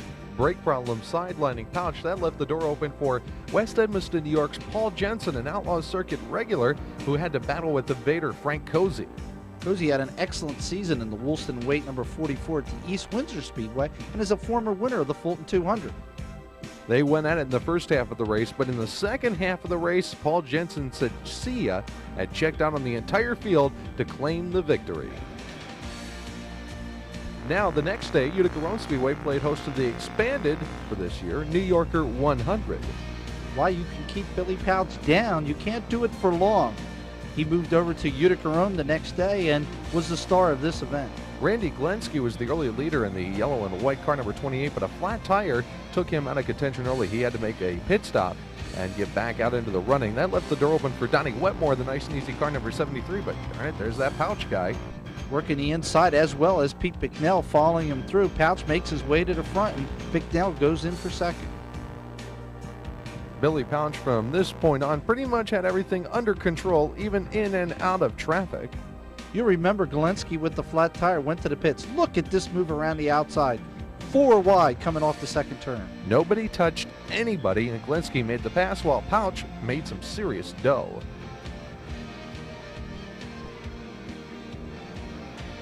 Now the Pittsburgh Motor Speedway plays host to their annual Pittsburgher 100. It's part of the Stars late model tour, and all the stars were there, including Scott Bloomquist. Bloomquist doesn't run any certain tour. He just hits the big money events, and when he's there, you know he's there. He had quite a few top Stars drivers to contend with here in the early going of this race, though. Now, he got out in front, but then the problems for Bloomquist started. As he was running in the top 5 throughout the event, he started to slip, something very uncommon. You'll see Bloomquist going backwards, not forward. Keep an eye on this. This is not something you'll see common in the event. Now, what he did was he went to the pits and he changed tires. And once he changed tires, it was back to normal for Scott Bloomquist. Everybody else was in the commuter lane, and some people were getting in his way in the passing lane. But while you'll notice most of the cars settled onto the lower bottom groove of this slick racetrack, the adjustment that Bloomquist made in the pits was just perfect. Here he goes way wide to go around Donnie Moran, car number 99, who was leading the event, and take the lead. Now watch Bloomquist up here at the top lane of the racetrack. It looks like everybody else is just on cruise control, and he's out there just punching the throttle to get around him. This was a high dollar event, and Bloomquist made it look real easy after he made those adjustments and went on to win. A great win for Scott Bloomquist, who still has one nut left to crack in the late model world. He has yet to win a World 100 at Eldora. But that's still coming up. That is. Spanning the globe to bring you a constant variety of motorsports, the thrill of victory, and the action at Scotia in Nova Scotia. This is quite an unusual event. It's a 50-lap event for the normal class that runs here, but they must make a pit stop during the 50-lap race. You know, this kind of looks like a group therapy session, doesn't it, Lenny? As you can see, all the cars make the break at the same time here, crowding the pit area. It's quite an exciting, different event for the fans. And Dave Potter was the winner of this different event way north of the border. Let's come back down to earth, or at least the continental United States, for Twin 20s at Williams Grove. There's Lenny Thompson getting a piece of the wall. Wild action there with Steve Smith spinning around backwards there at the start. More action trouble with Chris Esch in trouble in the turn and many others joining him. The battle up in front was between Lance DeWeese and Fast Freddie Rammer in car number 21 in this first of these Twin 20-lap events. Good racing. You'll see DeWeese getting the advantage by an inside move around Rammer. Rammer had an outstanding season, but so did DeWeese. Here he is with his brick suit. To go with the brick wing on his car. No, it's not really made of brick. It's just a brick design. Anyway, here's the second 20-lap race, and this one was quite a wild one, too. This is another couple of young stars of the PA posse. Todd Gracie, who drives the Van May wrench number 69, and Billy Bryan Jr., car number 16. You might remember his dad owned a car that Gary Gollop won many races in the modified class years ago at the Reading Fairgrounds with. He's turned into an excellent driver himself. And it was Billy Bryan Jr. picking up the victory in the second half of this twin bill at Williams Grove. We'll go back to New Jersey now in the East Windsor Speedway for their 100-lap run. You want to see a good roaster? Check this one out, folks. Ken Carberry warmed the crowd when he came down the home straightaway early in the event after his fuel tank ruptured. Now, take a look at this fire. It went all the way around to the back straightaway. There's enough heat in that fire to power the grills at 20 McDonald's restaurants, I'll bet. 100-lappers at East Windsor are always an adventure to find out who will win, and this was a real close event for a while. Then Frank Cozy really took advantage. Cozy was able to get the lead from Doug Hoffman, then he lost it, then he got it back, and after that it was so long, see ya, I'll just wind up in victory lane if you don't mind. Gary Butler ran real well in the 68 during that event, but once he got control, he was gone. Now here's somebody attempting a little espionage route. This is the secret cutoff at Waterford, but I don't think he was planning on somebody being on the other side when he got there. Sure enough, here's a harder hit. Excuse me, who put that wall there? Extremely damaged that street stock racer. Here's a good race now in the modified class, which is actually a limited type modified car, but they're not limited in action. As you'll notice, the 4 cars race with a checkered flag. And there's no limit to the action when the super modifieds don the wings and go to Flemington, the fastest racetrack they run on all year. The super modifieds turn some wickedly fast laps with those wings on in the cars, and you have to be on your toes. The drivers have a hard time knowing if they're on the front straightaway or the back straightaway in the square racetrack. Eddie Bellinger, who won the Oswego Classic, jumps onto the early lead here, but the master of super modified racing, Kennebunkport, Maine's very own Bentley Warren, and the purple car number 29 was there to make things interesting and make the pass on Bellinger for the lead. Bentley always seems to do well at Flemington and likes the excitement and speed. He's a former Indianapolis runner, so this is sort of just a smaller version. Unfortunately, his teammate Mike Ordway in the 26 didn't have such good luck as he made contact with the outside guardrail where the foam wasn't. Now watch this, somebody almost hits him. Hello!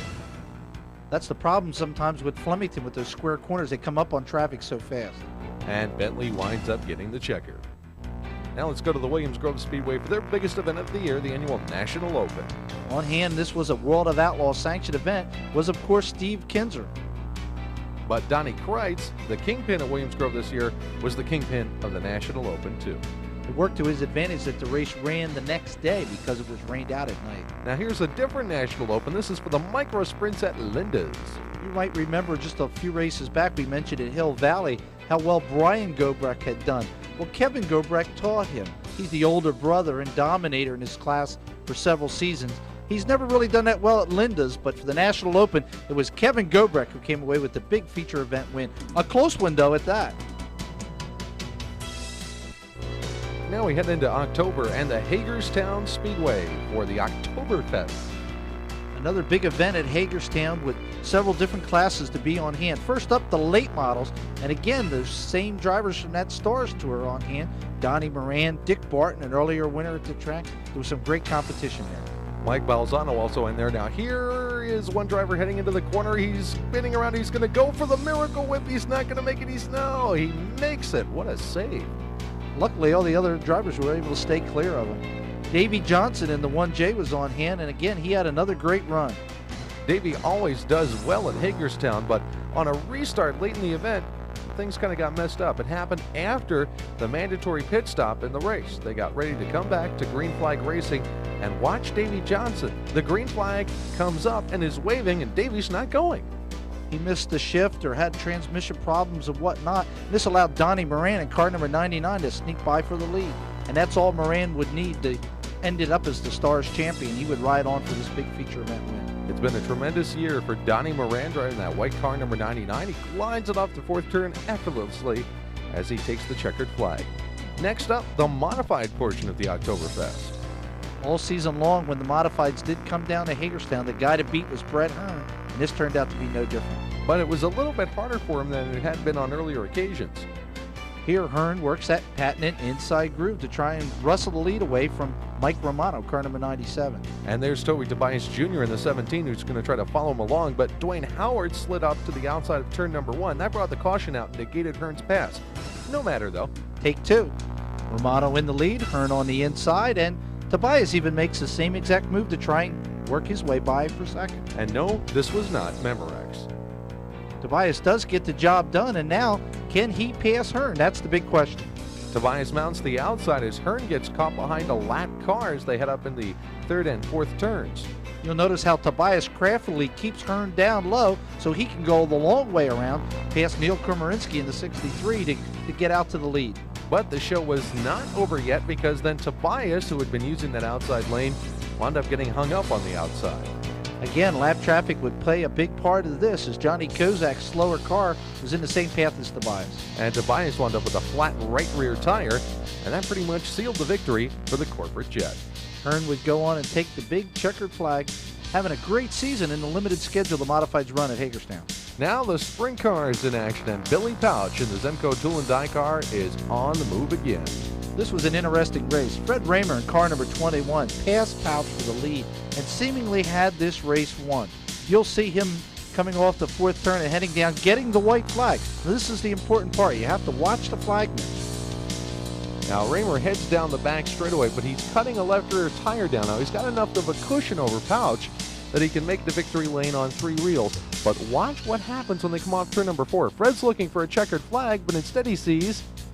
That's right, the yellow comes out. You would notice Raymer even had his hand up thinking that he had won the event, but there was a problem at the other end of the track. During the yellow, Raymer's tire went flat. Pouch won the event. Now we go to the Evergreen Speedway for an open competition modified show. The limited modifieds that run at Evergreen all year are joined by the modifieds from the Invaders. And here, one of the track regulars, Howard Johnson, tries to make a new exit. I don't think it quite worked. Totally messed up the front end of the car and did a pretty good job on the guardrail, too. Now let's get aboard Don Wagner's car. In-car camera action here at Evergreen. This is the race for the lead. Ken Woolley in car number 40 is the eventual winner. He's down from New Jersey area, and you'll see Kenny trying to make the duel for the lead. And Wagner, oh, get in there. Come on, let's get that spot. No, couldn't quite do it. He'll have to wait till the next corner to make his move. And you can see that Woolley gets on through, but it wasn't to be for Wagner. Now a late model street stock challenge event that was pretty challenging for some. Nice James Bond style smokescreen. Again, this rules were opening up to allow the Flemington late models to come in, and Jim Wisdemer, car number 7, came up from Flemington and won the event. Our next stop is the Stafford Motor Speedway in the fall finale for the Winston Modified Tour. The event was again part of the NASCAR Modified Tour point standings, and it was a real important race to see who the championship would go to. Now that's Jan Leedy on the pole again, but this time in a different race car. He has a different ride for the other tour events than his own race car. He put it on the pole. Right behind him, car number 14 is Mike Stefanik. A little bit out of colors. This is a Olson-built car, predominantly known for dirt track racing. Stefanik and Olson got together and designed a car for asphalt modified competition, and it turned out to work pretty well. There was some great action in the back of the pack as well. Stephen Park there in the 1 car, Jeff Fuller in the 8 along with Leedy in the Art Berry number 21 car, driven again by Mike McLaughlin. Great racing up front. Leedy always fast, and when he runs the ballast car, he does extremely well. But this day belongs to Stefanik. Now here are a couple of incidents late in the race, kind of reshuffled the order a little bit, and also made for a big headache for one Reggie Ruggiero. Now watch what happens to Reggie. He's in the Auto Palace car number 69. He gets turned around, spins down to the infield, and gets tapped by another car. From there, it was an easy win for Mike Stefanik. Yeah, it really was a nice ride out there. Cool breeze, you know. No, the car ran superb. The car I wasn't happy with yesterday. We made some changes. We thought about it, really discussed it, and the car just ran absolutely perfect. You may be wondering why we skipped the Labor Day Modified Championship at the New York State Fairgrounds. That's because it was rained out. They wound up making it up on the Thursday night of Super Dirt Week. Here comes the green flag down, and watch Eddie Marshall. Great run from the outside to get the lead. He takes the lead from Doug Hoffman in the Coors Extra Gold 60 over, but you can never count Hoffman out, especially in these fair races. He's won them before. Hoffman, with his own car this year on the Skoal Tour, had been struggling a little bit, trying to get his own deal back operating on this deal, but he did extremely well this day. Even though this is a flat racetrack, you could say this was the bank move because this netted them the lead and the lion's share of the purse, although Bob McCready was there to keep things interesting right down to the final corner. McCready made a good run him at the end. It was still Hoffman, though, in his 60 over that would take the win. And Doug was very, very excited in Victory Lane doing his tap dance on the roof. He was hoping it could be one of many wins that weekend. The following day, the triple 20-lap qualifying races to help set the field for the Wheels 300. Now there, the pace car just barely got out of the way in time. That held up Joe Plosick a little bit, enough for Barefoot Bob McCready in car number 9 to get out in front and stay there the duration of the 20-lap distance. The fans loved the 20 lappers, other than just counting on time trials. In the second one, it was Tobias, the winner of the event last year, rain-shortened event, proving, hey, I'm pretty good too, you know. But Billy Crouch was there to say, hey, I'm even better. Besides that, I qualified on the front row, and I want to win some money, so I'm just going to take the lead from you on the outside of the racetrack going into turn 1. This, folks, takes a lot of guts. Watch this move. Pouch goes in the corner as deep and as hard as you can, puts it into a power slide, and gets the lead away from Tobias. A great maneuver by Billy Pouch that netted him the victory in the second 20-lap qualifying race. But there was still one left to go, and an unlikely player showed he had a full house in his hand.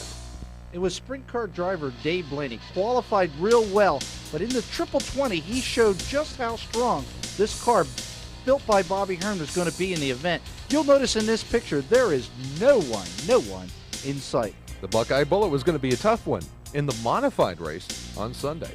Now to Silver Spring for their annual Sportsman 100 Lapper. During Super Dirt Week, there are some races that are run, and one of them is the 100 Lapper down in Pennsylvania, in the Harrisburg area, the Silver Spring race. Veteran Smokey Snellbaker led this race for 99 laps until Bobby Weaver passed him right at the finish line. And that was the pass that paid off in big-time dollars for Bobby Weaver as he emerged victorious, while some others had a discussion about the results of the events after the event was over. Now back to Syracuse. This is the 358 modified race, and it was a good one. Here we come down for the start. This race a little bit different. Phase Drugstore is on board as a new sponsor. $15,000 to win, a 100-lap distance, and a mandatory pit stop all kicked into the mix this year. When we have these big 358 modified races, you think, it's going to be a big block driver that dominates, but it didn't turn out this way. Early on, it appeared it would, though, as Kenny Tremont was leading while Mike Rickey followed along. Now, the two of them made quick gas-and-go stops, and Tremont, well, this was shades of Bob McCready in 1991 in the then Miller 300 as he comes up on Billy Egger's car number R7. A slower car comes in too fast, too hard, makes contact, and hits the wall while he was leading.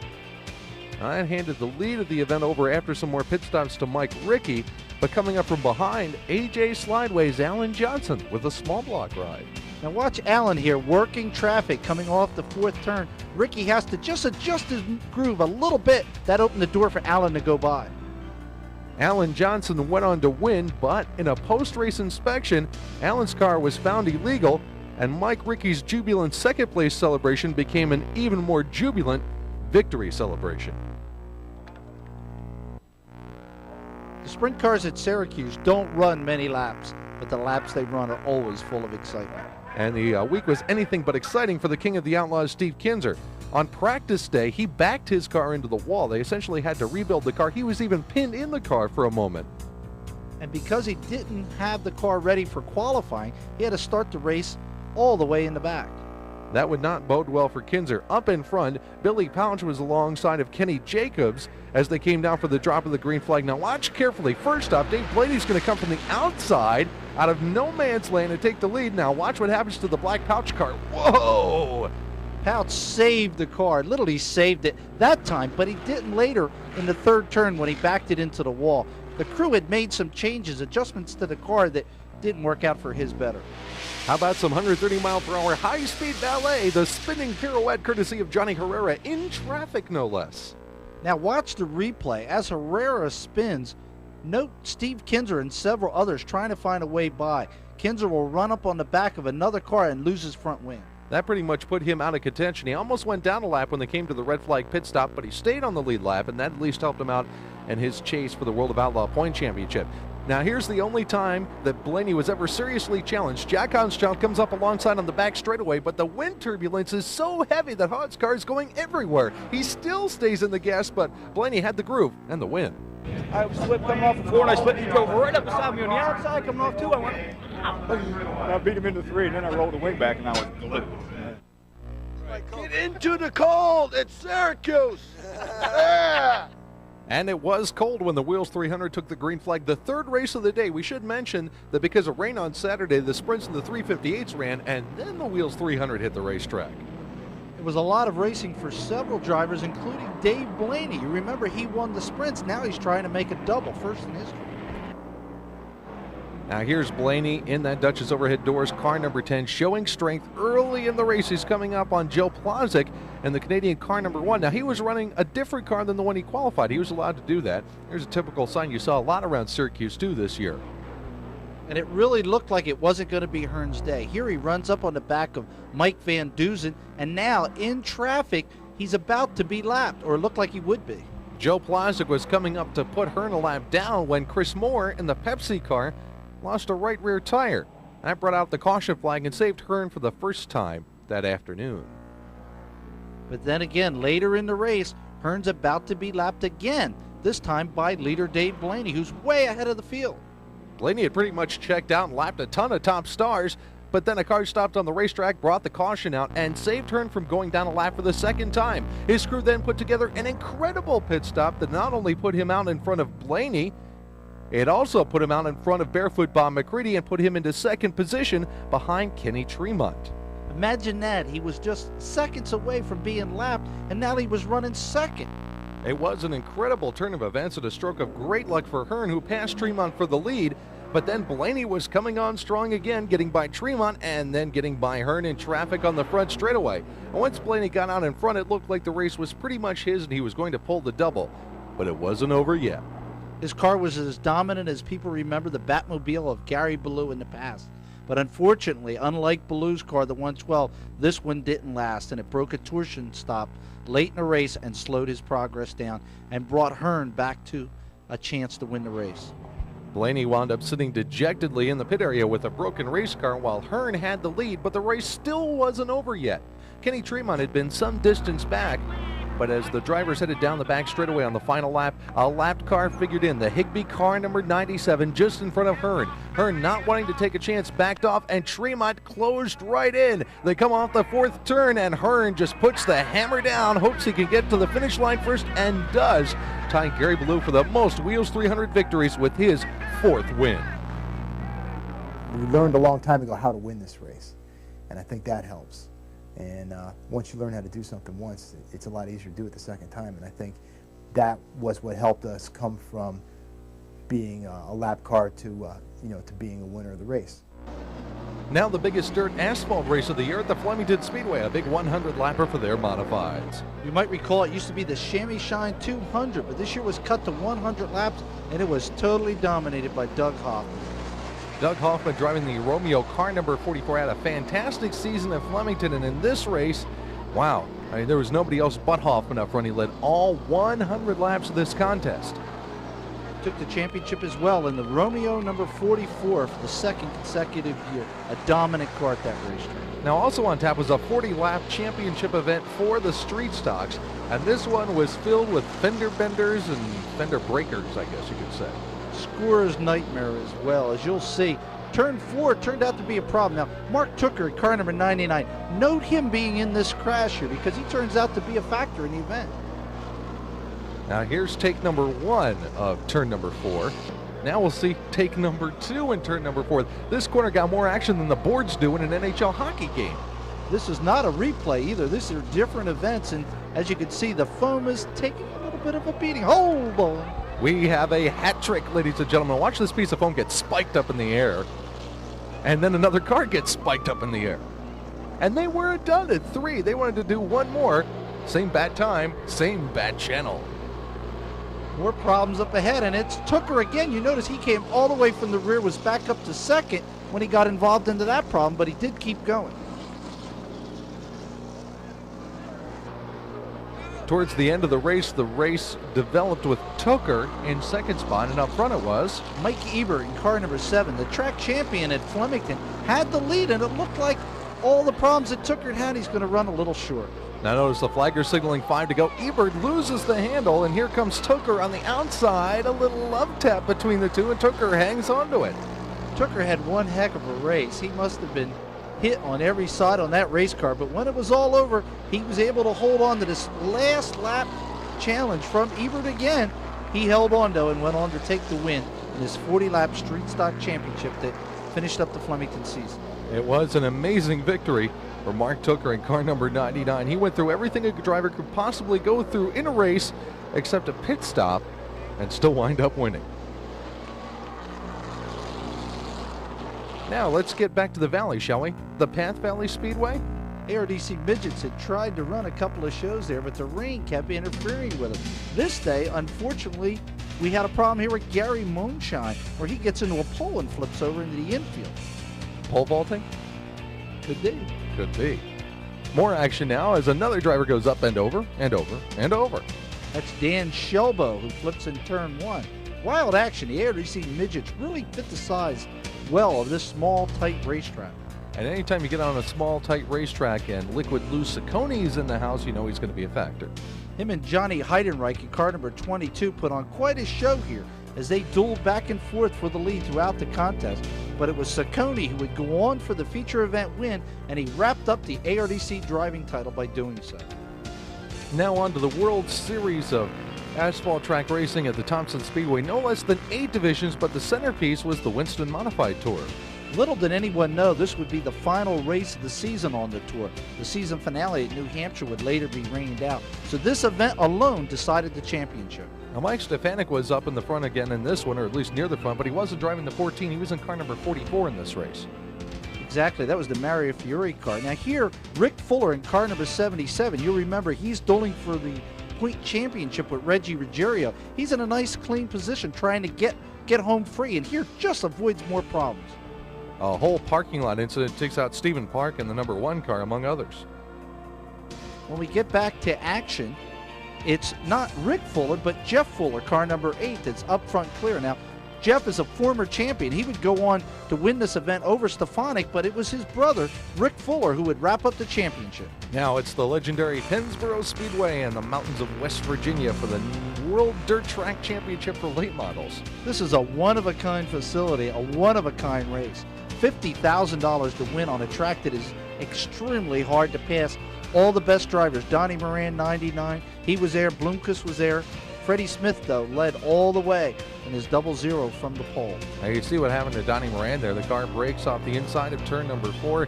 That puts the Stars champion out of action, and Freddie Smith is laughing all the way to the bank on this one. Now the Race of Champions at the Flemington Fair Speedway, which actually kicked off with a AAA modified race. This was the cars that run at Stafford and Wall Stadium and Evergreen and whatnot, and they come up with a set of rules, call them AAA modifieds, if you will, to make them all eligible to run in this race, and it was a wild race indeed. Featured a 20-car wreck on the first lap. Unfortunately, it was down the other end. We didn't get footage of that. Now, there were the share of spins and accidents, and here, well, there's a latecomer to the party who decided to literally crash things. And here we'll get an example of meteorological wonderment, I guess. Snow. Ouch. Just prior to that scene, you would notice a white car that was cutting through. There it is with its roof bent up. That was Ted Christopher. He was involved in that big wreck, came back to win. The big event, though, is the Race of Champions for the Modified. Tony Siscone had gone unbeaten at Flemington in that form of racing during the season. He was the big favorite to win. After an initial wreck at the drop of the green flag, the action settled in, but then Bobby Weiss spun out coming off of turn 4. And yet another competitor goes around. It's Bucky Kell in the 0 car. That was Bucky's first try in asphalt modified competition. He rebounded from that and did quite well in the event. There was one dirt track driver in the field in this race that everybody kind of ignored, except when he made the pass for the win with 5 laps to go. That's right. That was Billy Pouch, who would go on to take the enormously big upset win in the Fiore 44. Now we go down into downstate New York for the Eastern States 200 at the Orange County Fair Speedway in Middletown. And again, it was the Battle of Orange County between Danny Johnson in the Freightliner 6 and Brett Hearn in the Auto Palace 72. These two drivers battled back and forth all season long. And in the Eastern States 200, with 40-plus cars on the racetrack, they're still right together. There was a little bit of bragging rights on the line here because Hearn had won the big block point title, but Danny had won the 358 modified title. First time in a while that Hearn hasn't swept both ends of the Orange County Modified Track Championships. This race featured Jeff Hetzler leading up front in car number 87 and Bob McCready at the time running second. Here, Danny Johnson tries to make his way into third position, currently being held by Doug Hoffman. Danny definitely is a hard charger. He really doesn't ever save the race car. He goes for it all the time, every time. And here he goes for it on the outside of Hoffman. And with a nifty little pickoff move on the outside of the corner, nets the third spot. Now his next job was to try to take down the master of going faster, as they call him in New York State, Barefoot Bob McCready. And you'll notice there's a body panel off of the 6 car that's actually hung up on the back fender on the car on the left rear side. Not bothering the performance of this race car at all, though. But this bothered the performance of McCready's car. This flat tire put him down a lap and ended his hopes of getting the Mr. Dirt title. That also gave Dr. J the second position, and he wound up taking the lead away from Hetzler and became the first driver in quite a while to score back-to-back wins at the Eastern States 200. Hetzler had tried one last effort to get the win after pitting very late in the event. Unfortunately, he didn't pull it off. Now we go to Bridgeport for the URC and ARDC divisions combined for a nice twin bill. This is a URC heat race, and holy moly, look out, they're crashing. Oh boy. At least he landed back on his wheels, though. That was only the heat race action. Now we go to the feature event for the ARDC midgets. The cars are small, the track is very large. They put on a very good show this day. Yeah, plenty of room, and with the track being as long as it is and with the sweeping corners, they could certainly keep up the RPMs and keep the speed up too. Car number 22, Johnny Heidenreich, was a great runner in this day. You'll see him working traffic here on the low side, now going to the high side, trying to find a way to get to the lead. But he is being chased, Lenny. Mike Piercing, car number 71, had a real good run going this day, and he was very stubborn about it, and he was hoping to keep this one for himself. Here comes Heidenreich down on the inside of the racetrack, but then Piercing comes right back. Piercing, a former TQ midget runner who runs with the ARDC regular now, was very stubborn, and he kept coming back for more, but when the checker flag fell, it was Johnny Heidenreich who took the win. Then the URC sprint cars hit the 5/8 mile Bridgeport track for their feature. The point championship in URC was on the line still, with Dave McGuff leading going into the race, and he was knocked out early, so the championship still could be won by Kramer Williamson in car number 28. Here's Williamson working, trying to get to the front of the pack, but as you'll notice, Greg Coverdale in the 17 goes flying by. Now, Kramer Williamson didn't like that too much and made every attempt to get back up there and challenge, and actually got ahead of Coverdale, but Coverdale returned the favor and said, "See ya."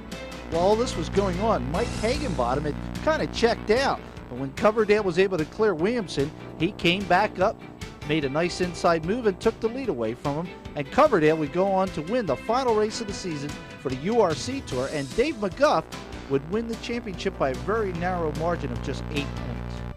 Now let's head up into the Catskill Mountains and look at the IMCA-style modifieds that compete at the Sullivan County Speedway. This is a track that features low-cost racing division. and this is their headline class. They don't get a whole lot of these, but they do have the street stock class, which runs weekly with them. Now here are the late models at Hagerstown and their season closer, the Hub City 150.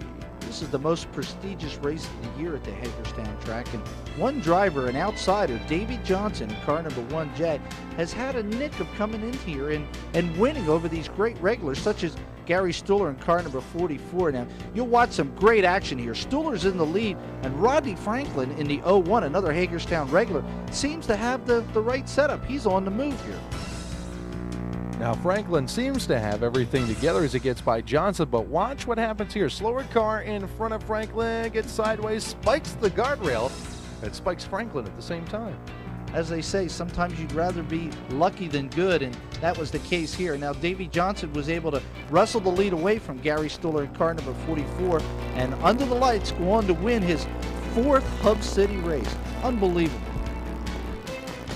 Let's go to the state of Delaware now for some action at Delaware International Speedway. This is the late model event. It was caution-filled throughout the entire contest, but when it finally got down to racing, Rick Workman led all the way to the final lap, and Kenny Pettyjohn passed him right at the finish line. A great finish. Now on to the modified division. They had a big block and a small block race. The small block race was run on Saturday. This is the modified show on Sunday. They remanicured the track after the late models. It was a great show with very few cautions. Billy Pouch checked out. He was gone, but a great race behind him all the way throughout. Just excellent racing. Pouch won the small block race Saturday as well. Now here's Run What You Brung action at Bridgeport. The rulebook opens up and everybody sprouts wings. They take off the roofs. They lighten the cars. You can do whatever you want. Small blocks, big blocks, and some wild action because of it. Now the winner in this event, driving an unfamiliar race car, was Craig Von Doren, who hopped in the number 51 car, wing atop, and took a checkered flag home. Now we catch up a little bit. During the season down in Delaware, the Seacoast Speedway ran 358 modifieds on a regular basis. No one was better than Ricky Elliott in car number 1. Here he duels with Jamie Mills in the 30. One of many wins that Elliott had at the track this year. Totally dominated the class. That wasn't until late in the season in September when Pennsylvania runner Jeff Strunk came to the track in car number 93. You'll see Strunk holds off Elliott thanks to maybe a little bit of help here from a lap car that blocks Elliott's last chance to get by there. Great racing at the Seacoast Delaware Speedway. Now we'll head down to the southern tier of New York State, one of the Triple Crown events at the 5 Mile Point Speedway.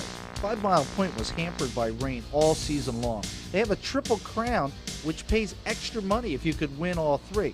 In the first one, Billy Pouch made a unusual appearance at 5 Mile Point and seemed like he would maybe take the first step in going for the big dollars for winning all 3 events. But the man who came close to winning the big dollars last year, Brett Hearn, was also in town.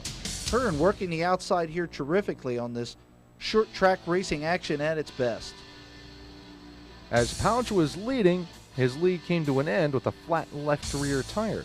This put Hearn in front, and he would go on to win the event. He would also win the second leg, but unfortunately, rain stopped the third leg, and he never got a chance.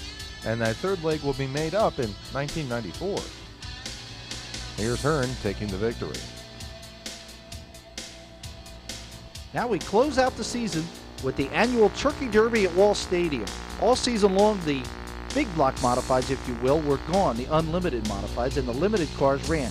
So at the Turkey Derby, they were the headliner, and you had triple 50s for the class. In the first one, Vinnie Green smacks the wall hard in car number 78 after liquid had been spilled on the track. In the first one, Robert Schwetleg, the champion of Wall Stadium this year in this what they called small block modified class, would go on and win the first event. Schwetleg a happy winner.